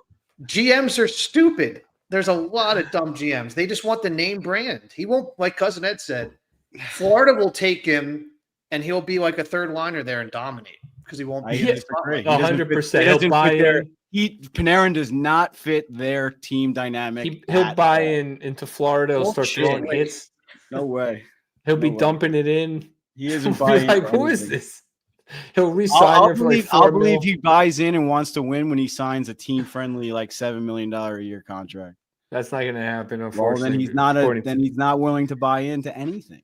I was thinking that today too. It's like we're thinking about like players that actually want to win and make the sacrifice. Like Panarin's not willing to make that sacrifice. He's signing for his quote unquote value, regular season value. He's not going to make that sacrifice. He's Yeah. not that type of player. Everyone says, "Oh, he's so competitive. He just wants to win." Bullshit. I'm tired of He's that gonna try and argument too. invest the That's, biggest again, that's deal he a possibly job. can. That's job interview nonsense, right? Like, what's your weakness? Like, oh, I work too hard. You know, it's like, come on, dude. Like, give me a break. That's not. I don't want to hear that. He wants to do his win. Like, no, score goals. What do you mean? That's your job, dude. He's in a Like, do contract. your He's in a job. contract year, and someone said in the chat he missed the preseason. Whatever. All right, if he's so good, what did the preseason do to play against a couple AHLers? The way you feel about Panarin is how I feel about Laffy. It's very interesting. It's really Well, interesting. A veteran versus a 23 or year old or however old. I feel that about Panarin too. I said in the chat, I'm ready to tank and trade Panarin and just go for Gavin McKenna at this point, dude. I'm so over it. The thing is, you trade Panarin, they probably would be better. All right, Coach has to leave, so let's jump into Coach's Corner. Hey everybody, Coach Ed here. I'm over here in the shop at Bella Italia, Marble Granite and Quartz, picking up my order for a nice little bathroom I'm doing. I've been a contractor almost as long as I'm a hockey coach. So listen to me when I tell you, when you want the quality work and craftsmanship, come and see the boys over at Bella. They serve all 5 boroughs, Westchester, Long Island, all the way out to Montauk. Whether you're a Ranger fan, Islander fan, Devils fan, they're going to take care of you no matter what. Make sure you give them a call, 516-561-1018.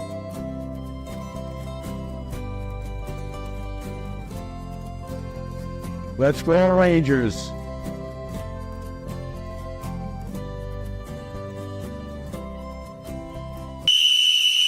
All right, boys, bring it in. That commercial is unbelievable. It's what a way to lighten the mood. Little Ed frustrated Panarin, Cousin Ed frustrated with Laugh. Coach Ed, let's talk about 3-on-3. We'll talk about some more struggles. I know they won last night, guys, but 3-on-3, the Rangers don't really have a great record. PJ, pop in. You had the stat. I don't know if you have it off the top of your head. Yeah, they were 2-7 last year during the 3-on-3 portion, and this year so far 0-2. 0-2. So they're 2-9 in their last 11 in overtime, Coach. I don't understand. Is there something you're seeing? Do you do 3-on-3 in your division, or is it 5-on-5 OT or 4-on-4? 3-on-3. It doesn't happen that often, though.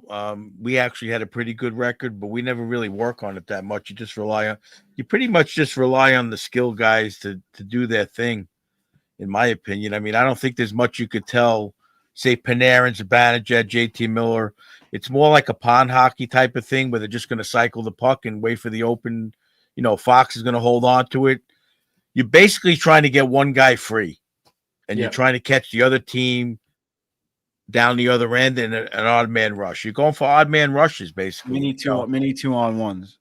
Right. Yep. And it's just a run and gun type of game that, you know, the NHL is striving to be. And I don't know. I think in that Sharks game, it was a little frustrating. I know Fox likes to take it out of the zone and hold on to possession, but the Sharks did a good job of making him do that 2 or 3 times, right, Ed? Yeah, we kept saying it. It was a lot, and they kind of stifled them, and they just couldn't get out. They couldn't get to that point where they had that opening. And it's about finishing, you know, the goalie making a big save and going the other way, and they score. That's usually how it happens. And I think that's what happened against the Shark. I don't want to say it's puck luck, but it's a lot of puck luck. I mean, not to bring it back to Panarin again, but like you'll appreciate this because I think I turned to my dad or whatever. We talked about it after. Actually, I think it was on the train. It's like you have Panarin, Mika, and Fox out there. That's like you're playing a video game, and it's I like know. your hero line at the end of the game, like to just get a goal. There's no to not get at least a few scoring opportunities with those three players. And this is where you'd want to see a guy like Panarin or Right, Lafreniere dominate. show your skill. Like, just make plays, man. Like, This is exactly why I suggested this topic. I was the same way as you, Little Ed. Like, how are they not winning more with the talent they have? It makes no sense to me. I well, don't if you know ask it's Larry talented Brooks, or if not. you ask Larry Brooks, he'd say they're not really as talented as we think. I mean, That would be his answer. maybe Well, I wish Larry Brooks. I wish Larry. I'm hoping to bump into Larry Brooks like upstairs by the bridge at one point, and I hope he. I think asks he's me out, that. right? I think he has an illness or something. He's like out, I think. I Correct. don't know if is that right? Yeah, he's. You're not going to bump into him. Yeah, I don't know how long he's going to be out, but he's tending to some illness. Yeah. So we wish him well, but still his take on the talent of the Rangers, I can't agree with. Like, dude, yeah, Mika, Panarin, and Fox. I mean, I'm not saying that that's the best in the league. Clearly, there's teams that have a better threesome, right, for overtime, but like, that's pretty good. That's got to be at least top 15 in the league. I mean, top echelon in the league. So I don't know how they're playing. I know the Sharks are younger and fresher legs, maybe. So I could see them. They have Celebrini, Misa, these guys. Like, that's sure. I could see that. I could see that being a problem. they want it more. Yeah, it's that. It's no secret. They to want it more. Panarin you just come back to that not every want time. it. That's how hockey is played, dude. It's who so wants it frustrating. more. It's Yeah, who the wants fans. it more. The Who fans wants to is the buy answer. in? The fans want it more. We talk about the Panthers all the time. They want it more. Marchand goes from playing the first line, being the captain, buying in and wanting it, and being a third line player. It's the same story over and over again that I was just saying about Panarin. And you guys keep saying, like, oh, he's so skillful. He's the regular season, blah, blah, blah. 3-on-3 is literally catering to Panarin's style of play. Space. Time and space, stick handling, toe dragging, being creative of these cross-ice passes and blah, blah, blah. And he can't even excel at that. So what are we doing?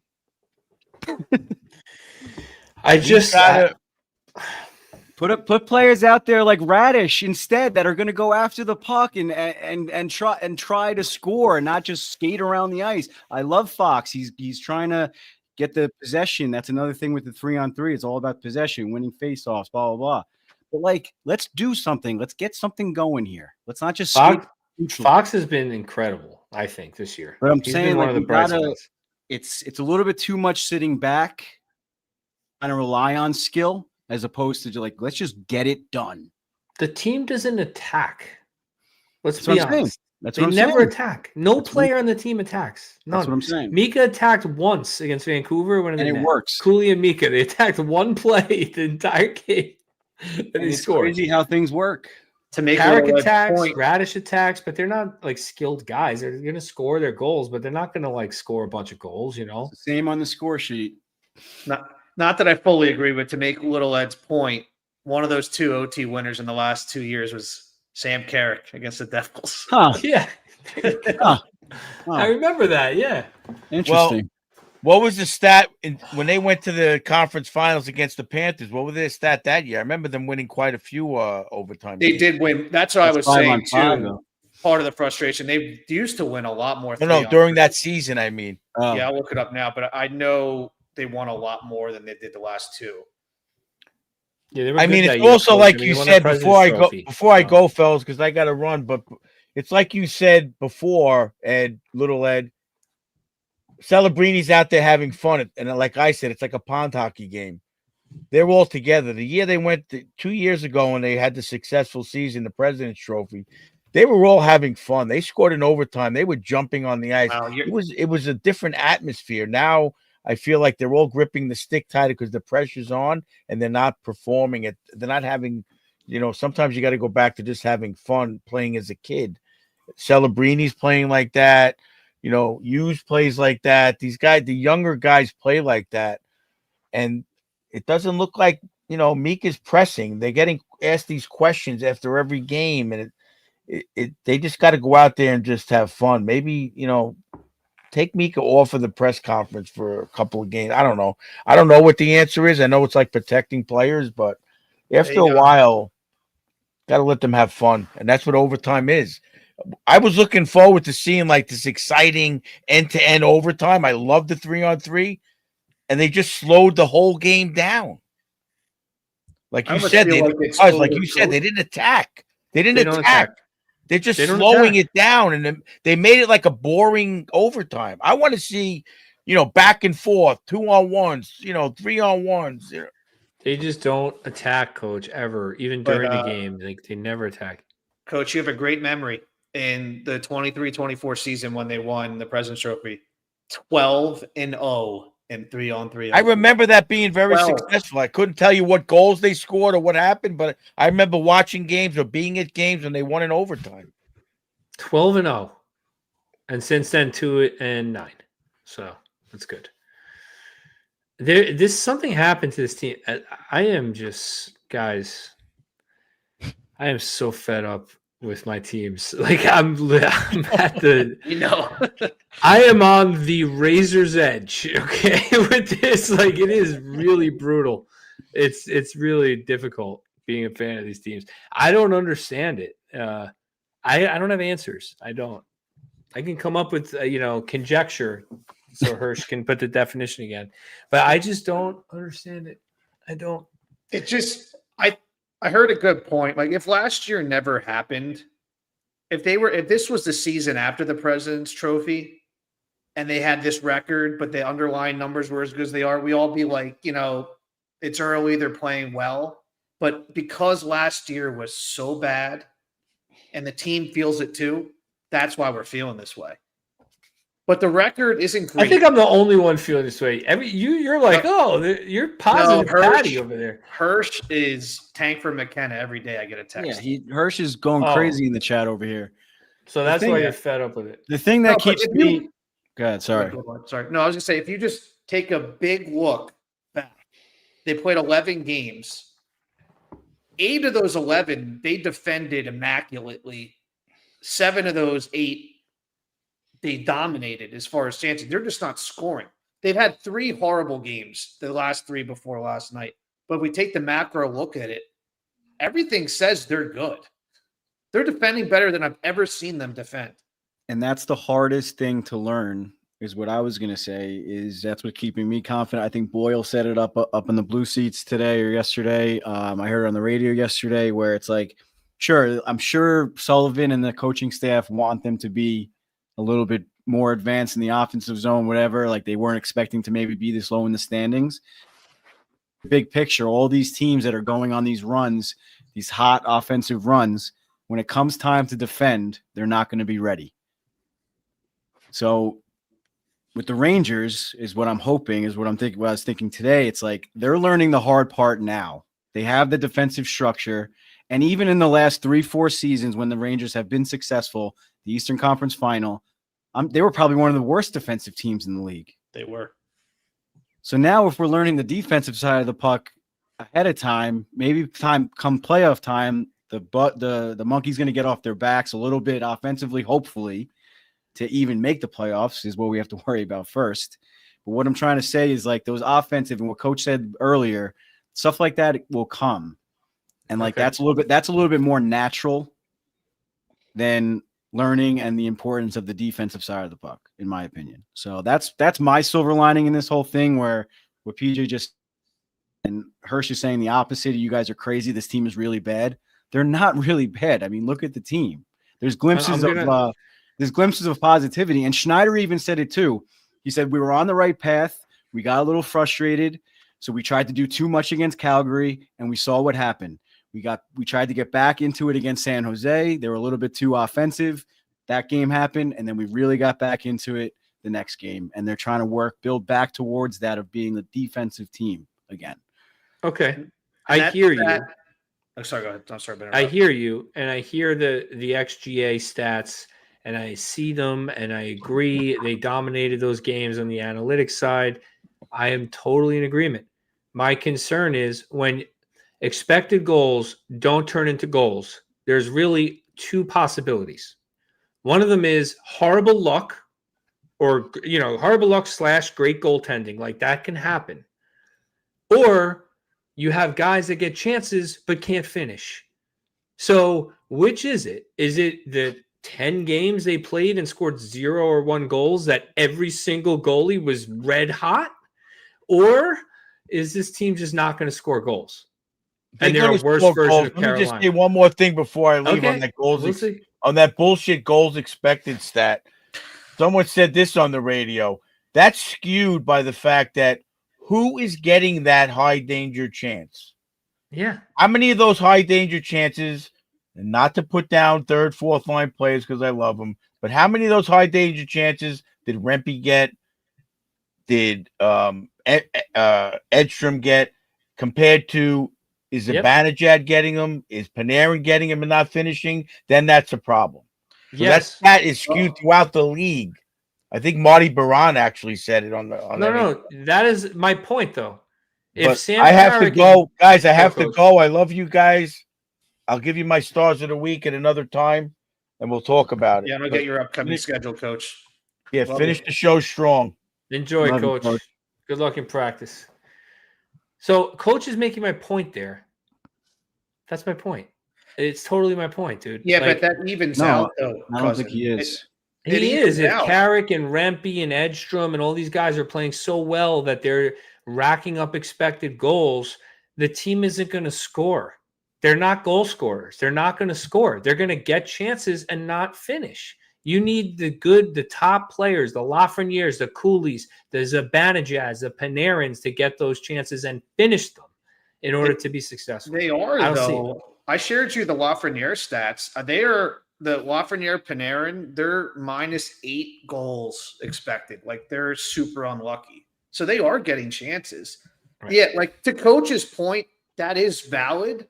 But in the grand scheme of an entire season, if you get X amount of expected goals, that just means it's going to even out because it's called regressing to the mean. The more high danger chances you get, I don't care who gets them, it's going to even out. It is. It's been proven. But it's going to even out based on that individual player's abilities and average shooting percentage and things like that. It's not going to even out generally as a team.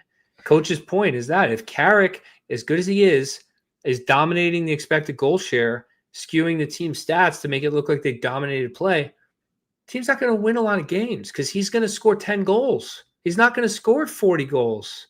Yeah, but everybody that's good is like Panarin has 2 goals, Lafreniere has 1, Cooley has 1. So all these guys, it's not like the good guys have been lucky. They're all unlucky too. So the whole team is unlucky. Yeah. Every player on the team has been unlucky at the same time. Radish probably has the highest shooting percentage because of that hat trick, but everybody's shooting percentage is historically low based on their career. So everybody's unlucky and every goalie is red hot. And that's why they're not scoring.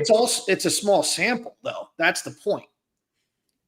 It's also early in the season. In the middle of the season, we'd be like, they're playing so well, this can't score. It's because we're after last year and it's the beginning. That's probably true. I'll give you that point.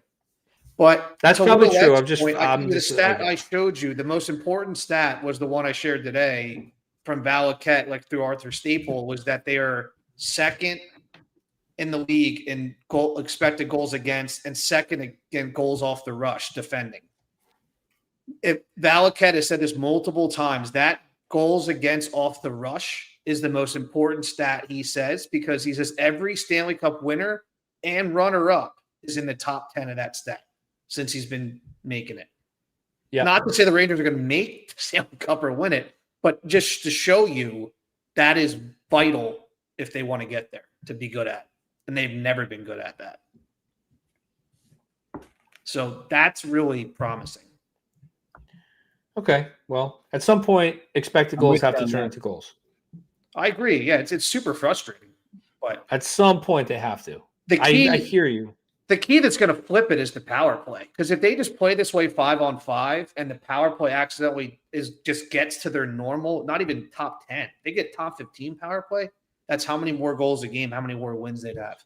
That's really the turning point for me. Yeah. Okay. What do they say? Goose fraba, right? In from through the Anchorman. nose, out through the mouth. Great video on our socials from Littlewood. Oh, I picked up that those nose things that you got, dude. They're right behind my laptop. I don't know if you guys could see this. Hirsch just texted I me. should wear them now so I could Gavin breathe. McKenna Rangers jersey in his cart. You got to be kidding God, I me. love that, man. How do you Love even that. do that? I hope God, He's gonna please. suck too. There's That's what I was reports that gonna he's say. overrated. Like That's what I this was kid gonna is say. like 15 years old. Whatever. No, he can't be. He's in college now. But like he's He's so 18. young. It's like Just draft him and put him on the first line and first power play. Well, you Yeah, know but that's they're not going not gonna going to happen. do that, cousin. To your point, they The start all Rangers- their developments. The Rangers Well, will forever be a free agent team. They will and they'll never win a Stanley Cup. Well, then. that's what I'm saying. If you keep signing free agents like Panarin and the shiny new toy, it's never gonna happen.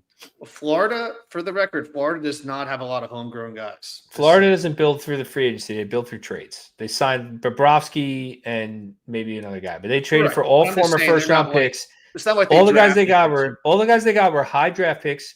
Bennett was 4th overall. Ryan Hart was 1st overall. All those trades they made were high draft picks. They got Kachuk because they drafted Huberdeau 3rd overall. They drafted Barkov or 1st overall. They drafted Barkov 3rd overall. They drafted Ekblad 1st overall. So they built through the draft and they traded for guys who were drafted high in the draft, dude, who fell out of favor. Guys like Lafreniere, who, if the Rangers trade him, Florida would get him and then he'd become a superstar in Florida. That's what Florida did. I mean, so I'm okay if the Rangers do that. If they want to go trade for guys who are, I don't know, whatever. I'm There's losing it. So let's some go on back on the opportunity. Look at rails. screen. And for I don't listeners, wanna- Gabe Perreault has a goal and 2 assists from Mark. That's Oh, what I I'm love talking that. about. You 7 want to make points, you want to 7 make the team put up some points in Hartford. Let's Let's go. go, What are we Gabe. talking Yeah. about? Killing it. He's Don't been see good, Austin and he's doing that. I love Really that. good stuff. Dude, Gabe doing well would be I a think jolt they're for this gonna team. let him cook theirs. I don't know. I don't even if he keeps Let this him up, I learn. think they're gonna Let win. him learn and get stronger and play the right way. And Don't play even with some bring him men into for a this little So while. I think they're far. learning their lesson of not rushing guys. I think this I is agree. I agree. Don't even keep him far away from Panarin. Don't bring him to this dumpster fire. Just leave him in Hartford, please. But if you get All right. if they start playing well though, and they get to December, Christmas, and he's up there, the lines they could do if he's playing well still could be so much better. If he's Listen, up I'll there. eat crow, PJ. I will eat crow very gladly if they start scoring goals. And the XGF, the expected goals turns into goals and starts, and it's luck. And fine, it could be luck. It's 10 games. I just am tired of hearing that. I'm just tired. It's not a good enough excuse for me. You got to will yourself to victory. You got to bear down. You got to put the puck in the net, and you got to produce. Your job is to score goals if you're Artemi Panarin. You got to score goals. You got to make plays. Alexis Lafreniere. There's no excuse. I'm tired of it. I've made excuses. I've analyzed them over 7 years of me doing this podcast. I feel like right in the beginning, Laffy was drafted. It was like second year we did it or something. We watched the ping pongs come. We jumped up and down. I ran downstairs with excitement. I was ready for this team to take a step. They finally got a first overall pick. Weaknesses, none for Capo Caco at the draft. No weaknesses. Enough. Like they got to do it, or get rid of him. If maybe he'll be a star somewhere else, but he's got to do it or get out of here, dude. Like that's it. I don't want to hear that. Oh, it hit the butt end of the goalie's stick. Yeah, that happened to Rick Nash a decade ago, and in the Stanley Cup Finals, on Voinov's stick. I don't want to hear it anymore. I know, but if you look, if that goal goes in off that butt end of the stick for Laffy, and then I remember in that Stop it with the. But I'm ifs, just saying, like, please. a couple posts, Oh a my goal, God. 2 or 3 more goals, you'd be like, all right, he's doing fine. It's just, would you rather them not be getting the chances, though? The fact that they're at least generating these chances and defending gives me hope. If they were My- playing PJ, like that's they a good- were, that's a against good San question. Jose, That's a good My- question. So your question is, would I rather them getting chances and not scoring, or not getting chances and not scoring? That's your question. no, well, I'm trying to yes, understand. no, but I'm it. just going to say about the defending. Would you rather them play like they did in the past, but score but give up a shit ton like they did against San Jose? No, you're right. The defensive structure is important. I'm with you guys on that. All right, let's move on. Let's do our stars of the week. The Little Ed Wait, clicked one on the more- overlay already. What? Little Ed already, or PJ clicked on the overlay for stars of the week, and we're still going with this. So we gotta move on. It's my fault. My I'm favorite gonna eat it. saying, or one of my favorite sayings: "If my aunt had balls, she'd be my uncle." PJ. It's a great. My dad used to say, if the queen had balls, she'd be the king. Right there, you go. That's another one. Yeah. And for some reason in our family, there's a saying that goes around with our great uncles.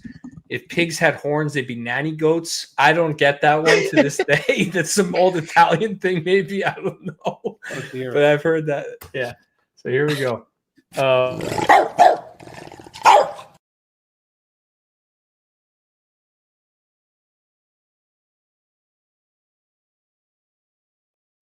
And my wife just texted me that I'm yelling, so You're getting heated. You and Little Ed, your faces both got red this episode. I love the passion.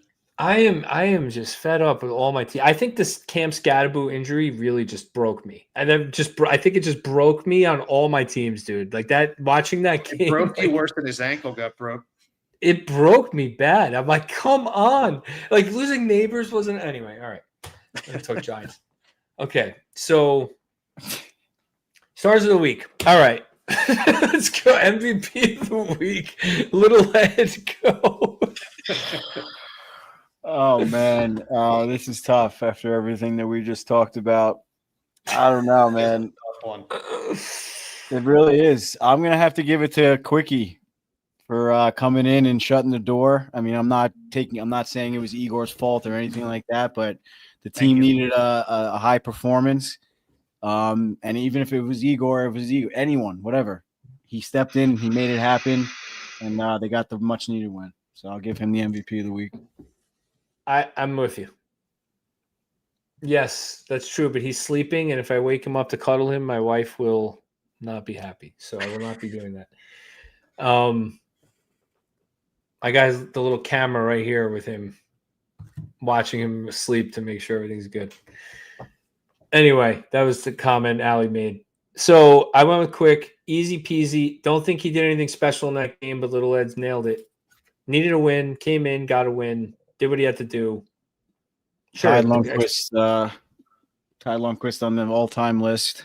Yeah, and that's what, 2 shutouts this year for him, PJ? I think he had no shutout earlier. No, Igor had one. Oh, it was Igor? Yeah.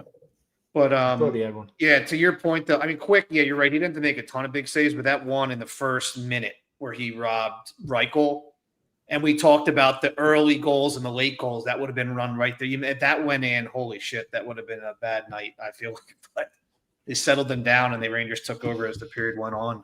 I went with Laba actually.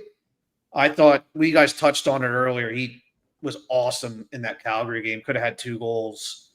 He's just a menace. And even in the San Jose game, he blocked that shot with his mouth and came back. And then last night, he was awesome again. He almost had a lucky bounce off a guy's leg that I don't know how Demko stopped it. And, just was a menace with the puck, like all over it. You could see his confidence building. And really exciting to see.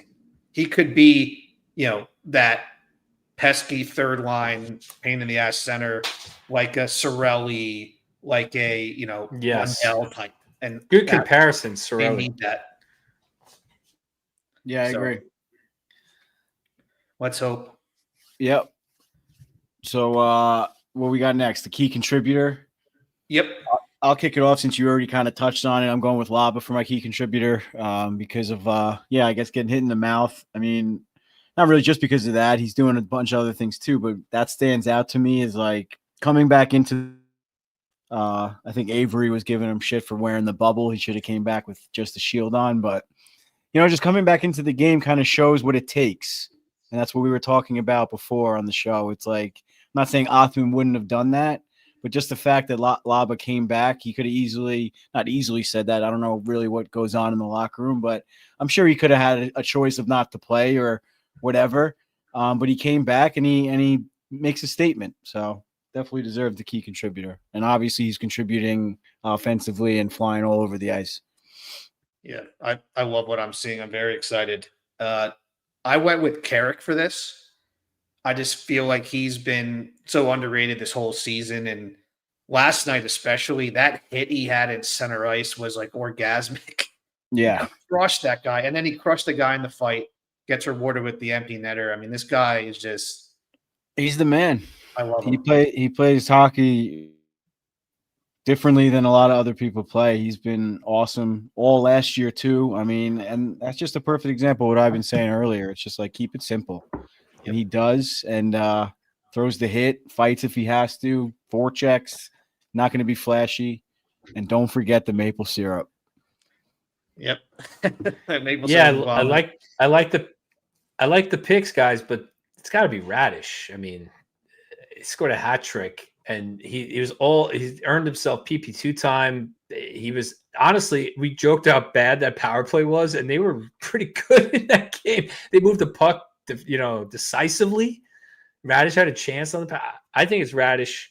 The team hasn't scored goals. He comes through with a hat trick. They get a point. One silver lining that I'll be positive here.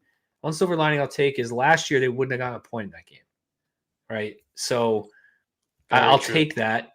I'll take that silver lining. Getting games to overtime and losing in overtime is important at the end of the season when you're battling for the playoffs. So any game they're going to lose, just tie it late, tie the game, get to overtime. It's super important. Super important. And Radish, to me, for Mark, we got to pick him for something. So to Chris, you read my mind on this, not about the analytics, but people bash Drury all the time. One big win Drury has was that Carrick contract. He's been relatively good at finding value in small contracts, in my opinion. I think I'm not a Drury hater. I don't think he's been great. I think really his first year was horrible as a GM, but after that, he's been okay. I think, and those signings like Carrick, Radish, these are important signings. If they hit, Radish scores 15, 20 goals for 1.5 million. That's huge. So, especially for a cap strap team. So we'll see. Carrick, unbelievable player, in my opinion. Coach is right. 8 years, 1.5 mil, get it done. Anyway. All right. Highlight play of the week, boys. Let's kick it to PJ. Start it. I haven't debated, but just because it's fresh and it was in a win, I'm going last night, the Cooley to Mika play. Yeah. I love the whole play.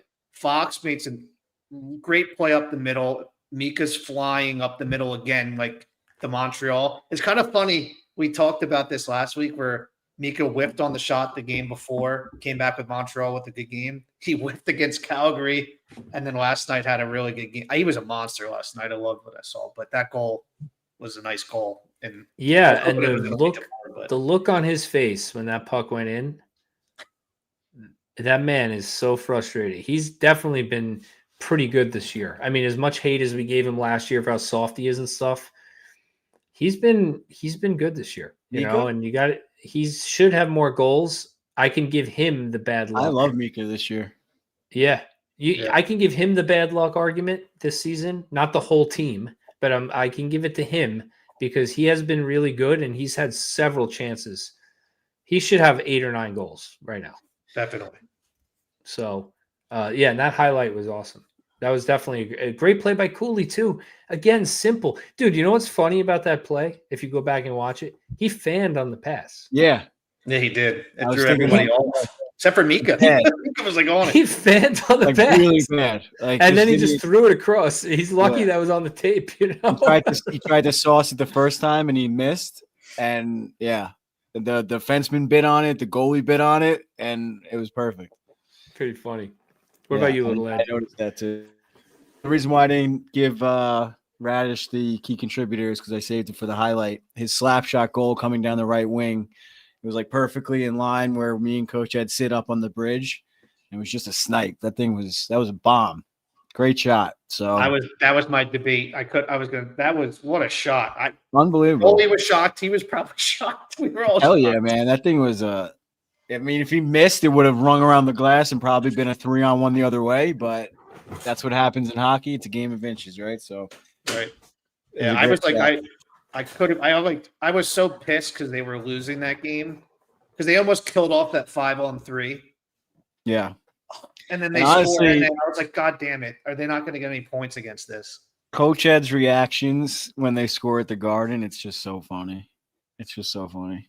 I don't know. It's just like I look like he's the first one I look at, and he's just like, whoa! Like it's just like, yeah, and like, and then like I like hit his belly or something. He's like, oh god! Like everyone around us, like, oh, it's just so funny. Now I'm more annoyed they didn't score during the damn Sweet game. I didn't get to If you're within- experience I it. know. It's like, well, If you're this was within like even 15 better. feet of Coach when they What? score.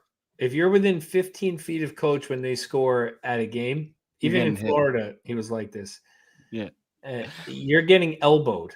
So just there's a wide berth of people who need to be aware of their surroundings when the team scores and Coach Ed's around. That's all I Yeah. got. I Yeah. love it. You lose bodily control. I love This that. one was even better because he was just waiting for the Radish hat trick too. Like he couldn't wait for it. Well, we He were knew building it. up in the group chat because we told Mark he had to eat one if you got a Yeah. hat trick.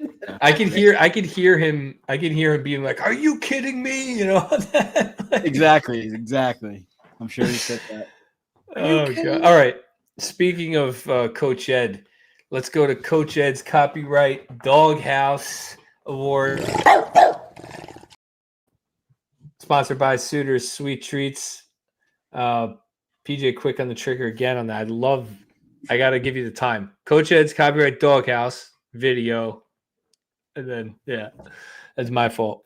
But anyway, for me, you guys know the answer to this. It's Laffy, man. It's just Laffy for me. I'm sorry. Like, I don't care that he has a goal and 3 assists in 11 games and he's on pace for like 29 points and 8 goals or something. I can live with that as early. He doesn't impact the game, period. I said it for 40 minutes during the episode. I'm not going to belabor it. That's it for me. He's got to impact the game, and then he'll be out of my doghouse. All right, little Ed. I'm going with him too, but we have to give Suitor Sweet Treats a shout out. They have always sponsored the Doghouse. Unfortunately, they had to close down their storefront because of some health issues and whatnot. But they are still in business for online orders. I saw they posted yesterday. So definitely give them a shout if you guys are looking for a birthday party or any event. They do custom cookies, desserts, cakes, you name it. Meg's also a very talented drawer and painter. So if you want something drawn by her or something like that, I'm sure she'd love to do that as well. So great people over down in Tennessee, Tennessee Meg and Tennessee Michelle. So just want to give them a quick shout. Just genuinely, Good people. you know, 2 of the nicest people I've ever met. You know, it's crazy to me. But when I always knew it, you can always tell when you meet somebody like, oh wow, this person's just like special, like a special kind of person. But dude, she sent me like a whole basket of stuff for Patrick before he was even born, and I mean honestly did not have to do that. Like that, it's absolutely bananas type kindness. Met her once. Yeah, I've met her twice, you know, and, Twice, and yeah. in person, and So we've cool. met through the show, so I know her and stuff. But like she did, I mean, she could have sent nothing, and I wouldn't have been like, why did she send something? Yeah, it's like Right. I wouldn't even think that she was going to send something, and she sent like a whole basket of stuff, like clothes, toys, this. I was just like, wow, a card, you know, with the Cousin Ed, like Rangers Ed thing on there. It was just so well thought out, and just a genuine good person.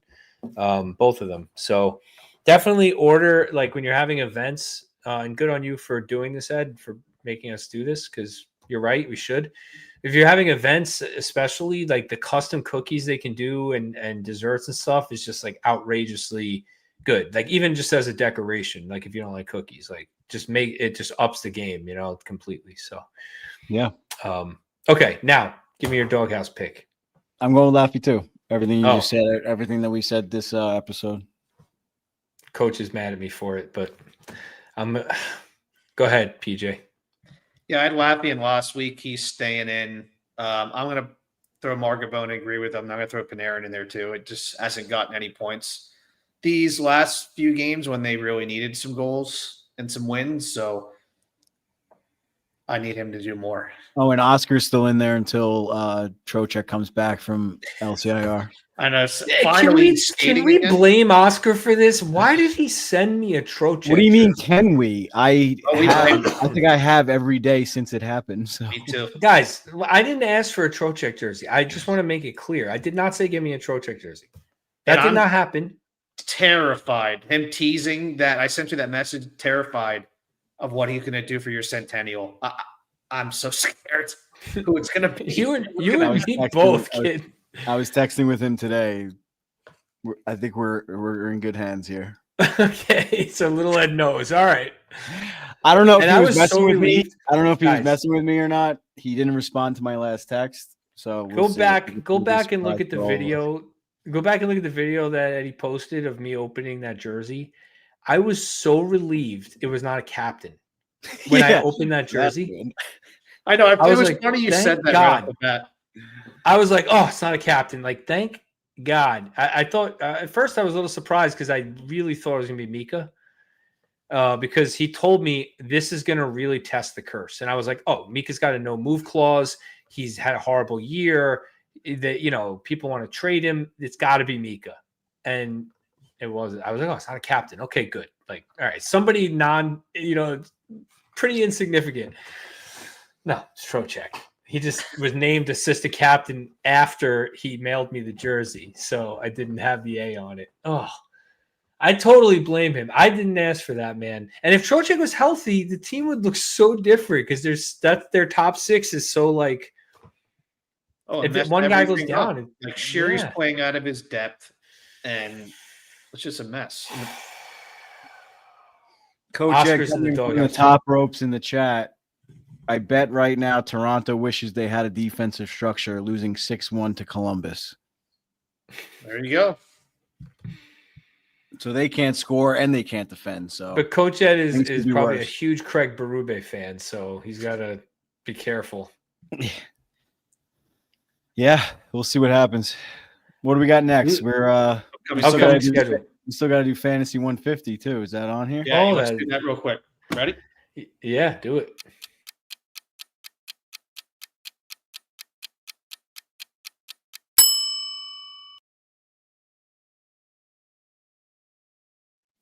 All right, so Cousin Ed here. I'm filling in for Mikey P on the Fantasy 150. I'm going to try and keep it to 150, though.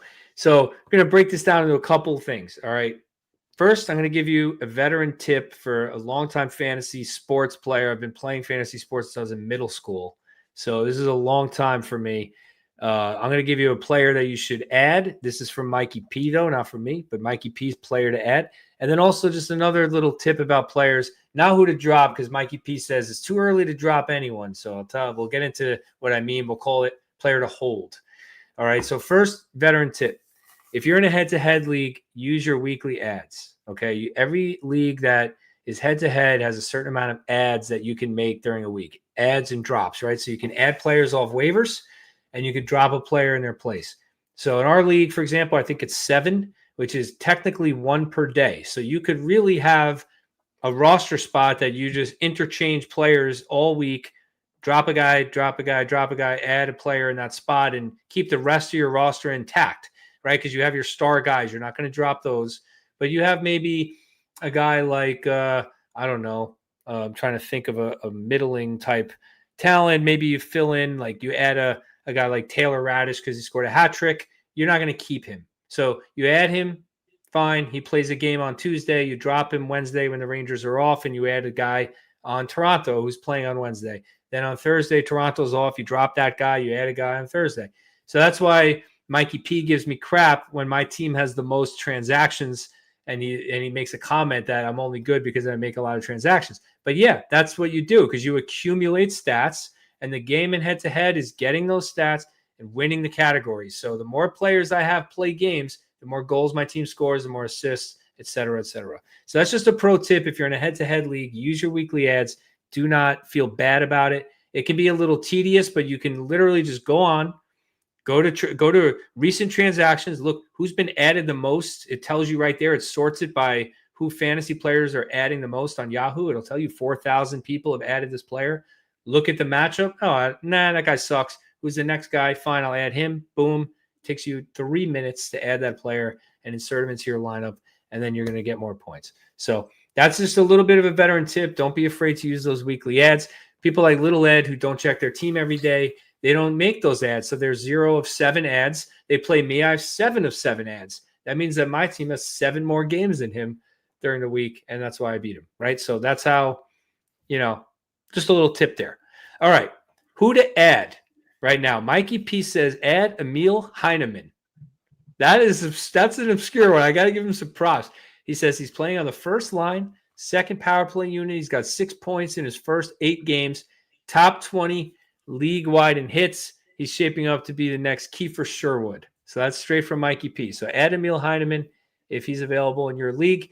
And then, of course, players to hold right now. He says Jake Allen until Jacob Markstrom is back, because obviously New Jersey's red hot. So he says hold Jake Allen. Don't drop until Markstrom is back. Then you can drop him. All right. So we'll tell you who to drop in the future. Right now, don't drop any of your struggling stars if they're not putting up points, because that, like PJ says, they'll go back to the mean, and then you're going to be upset that you dropped a guy for a slow start and then he ends the season with 100 points. So don't drop anyone yet.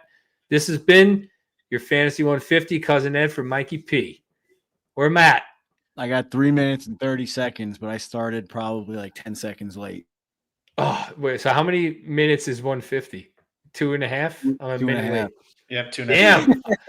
That was Cousin Ed pretty good for the 250. first one. That was pretty good for your All first right. one.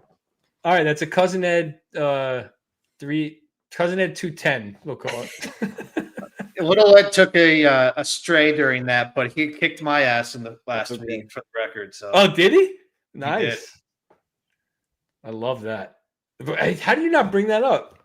Damn. It's early. It's early in the It season. is early. You don't want to get Especially- too high. You don't want to chirp. It's like that time when Igor chirped the Devils. You don't do it too early. You don't do it too early. Yeah, especially I played Mrs. 150 last week. I think she beat me. She's good. She's really Did good. she win last year? Yeah, or 2 She years won, ago. yeah. I thought Mikey Yeah, won so- last year. 2 years ago, Mikey No, won. Mikey won the first year. He beat her in the finals, and then he regretted that. And then she won the second year. Speaking of canoodling, there's got to be something. But I still whatever. think, Okay. I still think there's some sketchy there. But anyway, You can't be both Um, that good at fantasy hockey. Come on. it's really just a game of logging on every day, looking at a roster, spending 5 minutes on it. Some people just forget to do it, and My biggest thing is like I don't get like emotionally attached to the players, but it's like once I drop this guy, I might not ever going to be able to get him back. So it's like, he's going to have that. It's hard. I just don't have that mind where it's like have that. But that's a good tip of like having that one spot that you just don't get attached to. It's like constantly. yeah, rotate that. Frankly, Definitely. I never use them, and you're making me want to do it more. I feel like I don't want to drop a guy because I don't want to lose him. But you're right. There's probably that one guy who could interchange more.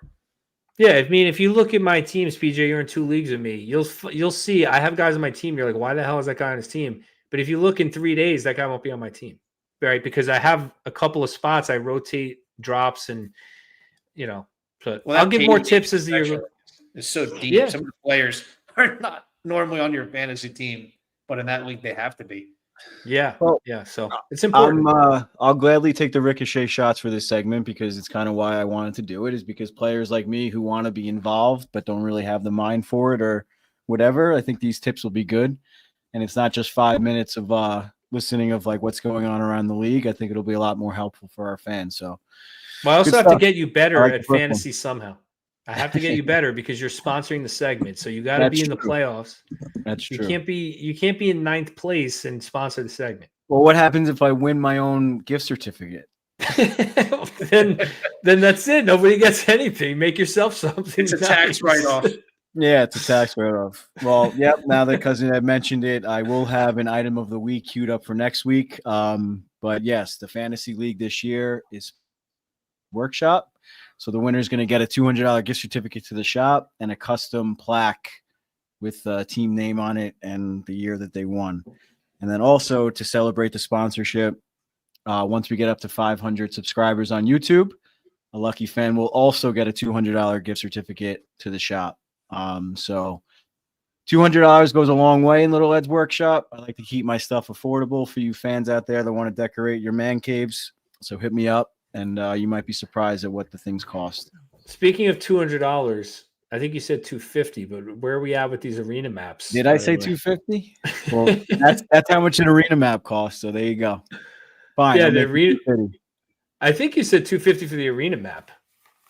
No, your gift card should be 200. I'm not saying that, but your Right. arena map you said was 250, right? Oh, okay. I thought you So you we're- meant I said it should be the. I thought you whatever. You know what I'm trying to say. No, you said the arena map was anyway. Correct. Where are we at with that? Map chart You costs $250 with the fully customization. Yeah, that's underpriced. Where are we at with it though? They're almost done. All the pieces are cut, but obviously I've been on the road. All the pieces are cut and actually painted, so they just got to be glued together. So shout out to you, Hirsch. Mark's waiting for his. Coach Ed's waiting for his. One of our fans, Shelly's waiting for hers. Oof. And maybe Allie can help me out. I'm missing one. Oh, one of our players' dads ordered one as well, Mr. Mancini. Shout out to him if he's listening. Victor Mancini's dad? I wish. 225 when you subscribe to the pod. That's fine with me. Send me a screenshot of you subscribing, and I'll give you $25 off an arena map. That's perfectly The, fine with Reason me. to subscribe on YouTube if you're not. It helps us out in many ways. So 100%. get towards 500. Help us out. And also, I got a Dude. Vegas one to make, which is pretty cool. A Vegas Golden Knights fan hit up Allie on TikTok. So I'm Wow. I love making the Rangers stuff, but I like to make the other teams to test my color matching skills. It and things like challenges that, you, so, yeah. Yeah. And Vegas is cool colors. I'm going to use some nice gold and stuff. It's going to pop. So that'll be cool. Well, I'll say I'm very excited for it, and I will continue to pressure you. And I'm debating buying you some kind of a travel container for you to take the wood with you on the road, so that you can sit in the hotel room at night and kind of. The kid needs a break. Give him a break. I know. I I don't think I already thought about that. I'm Cuz just busting his shots. I already give Lindsay shit because I need like a laptop that I can design stuff on the road at least. So then when I'm home, I just cut it and paint it. You know what he's going to do? He's going to delay all the arena maps, because instead of just doing those, he's going to build himself a travel thing. It's like when I first. I built a phone mount in my car over the weekend. Oh, I don't laugh. No. I don't laugh. I know. I'm the get same way, distracted with dude. shit like that all the time. Dude, like a year and a half ago, I was like, "Oh, I'm going to get into woodwork. I'm going to build stuff. I was going to build a corner shelf thing from scratch. I found like this plans online. So I was like, first I need a workbench. So I built like a really nice workbench. It folds. It has wheels. It's great.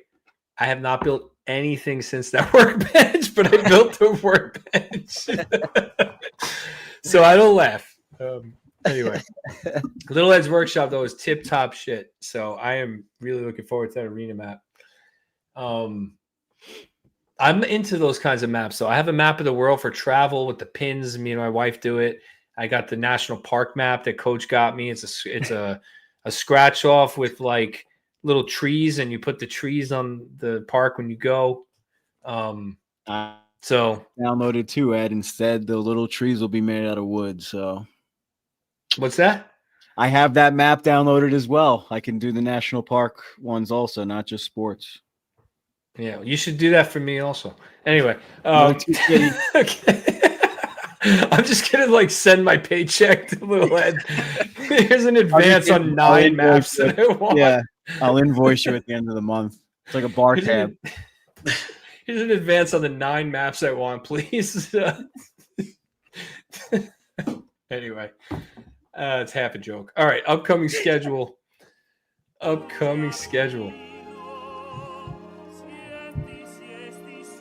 Edmonton, Seattle, Carolina. All right. Okay, Upcoming PJ, schedule update is- us in the standings. Upcoming schedule is sponsored by Sorrento's on the West End in Long Beach. If you live in Long Beach or in the area, definitely go check out Sorrento's. Or if you're visiting, it's amazing. Best pizza, in my opinion, on Long Island. And they do custom pizzas. They have pretty much a new dinner menu like every night, it seems like. They're always keeping their ingredients fresh. So definitely go in there, check out their Italian deli, and also sit down for a nice dinner. Football season's here, obviously hockey season. Order a pizza for the big games on Sunday. And yeah, if Coach Ed was here, he'd tell you about all the Asian zing chicken fingers and flank steak and everything. They got a wide array of menu items over there. So definitely check out Sorrento's. And Mark from Blue Line Blue Shirts lives like 2-3 blocks away from there. So he goes there all the time too.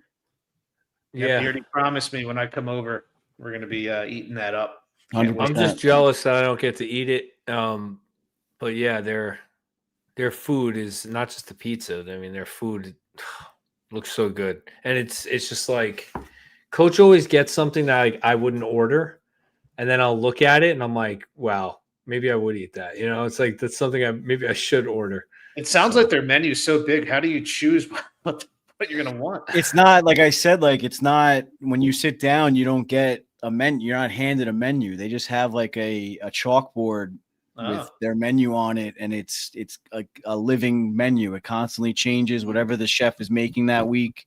The chef is actually the owner's cousin, or he might be part owner at this point, but he makes unbelievable food. And I mean, it sounds obvious, but they don't serve anything that isn't approved by the owner directly, you know? So like everything is just top notch.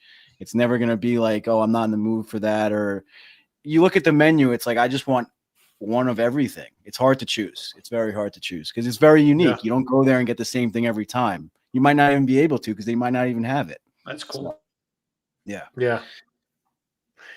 Oh, all right. Thanks for picking that up because I'm way off in this episode, guys. I'm so derailed from all these teams. Anyway, PJ. It's funny because the last few episodes they've come off a loss, and I feel like they were mainly positive, except for the opening night one. But this one coming off a win, it couldn't be more negative. But understand. It's my fault. PJ, what's the standings? All right, standings. I counted coaches as 2 last week, as we talked about, so we're all in the same standing wise. But Coach and Little Ed both guessed 3 straight wins, so they went 1 and 2.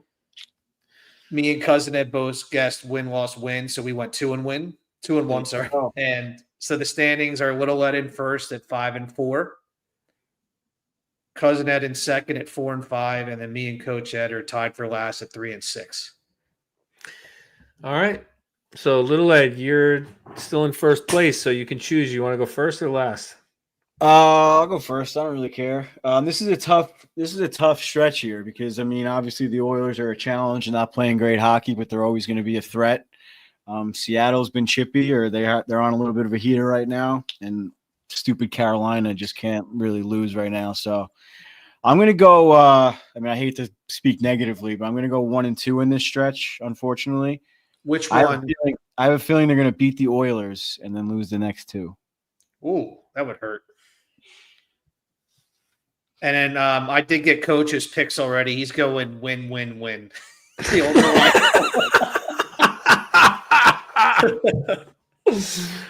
I'm going loss, win, loss.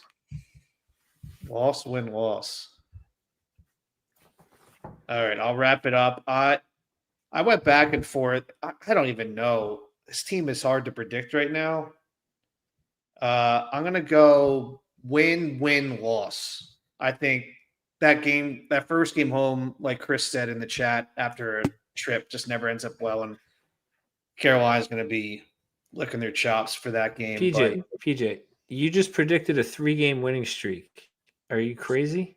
It's got to happen one time. When's the last time that happened? Early in the season last year when they started out 12-4-1. So PJ will be 1 and 2 next week.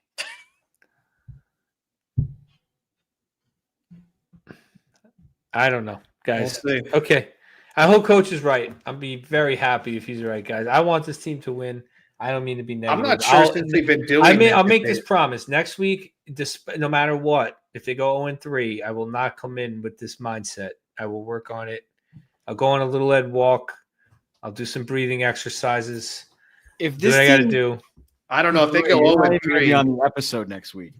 I'm going to be like, guys, I'm out this week. Like those texts that we were getting the other night, are you kidding me? If they go 0-3, there's no chance you're going to be positive. I'm sorry.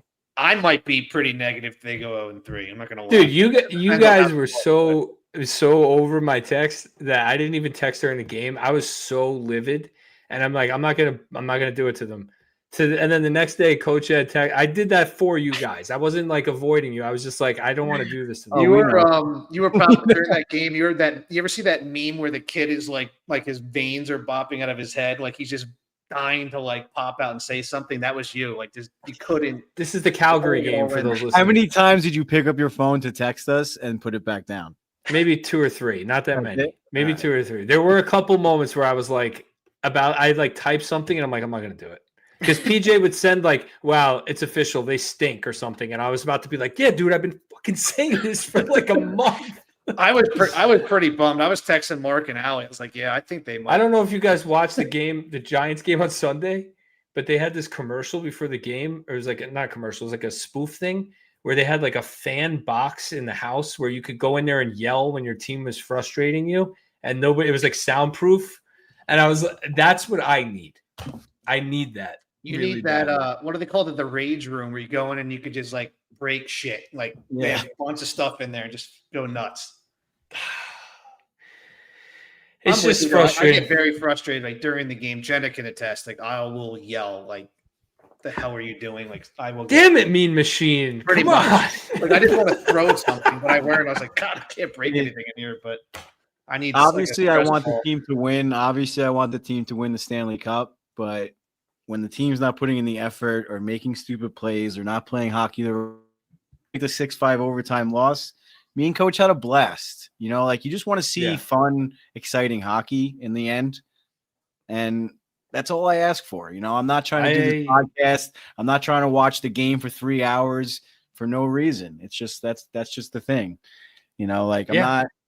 Of course, we want them to win the Stanley Cup. But at the end of the day, if they don't win the Stanley Cup, I'm not going to be like, oh, my God, this sucks. Blah, blah. You know, like I just want to see some good hockey. And when that doesn't happen, that's when I get frustrated. So, yes, if they go that's where we differ.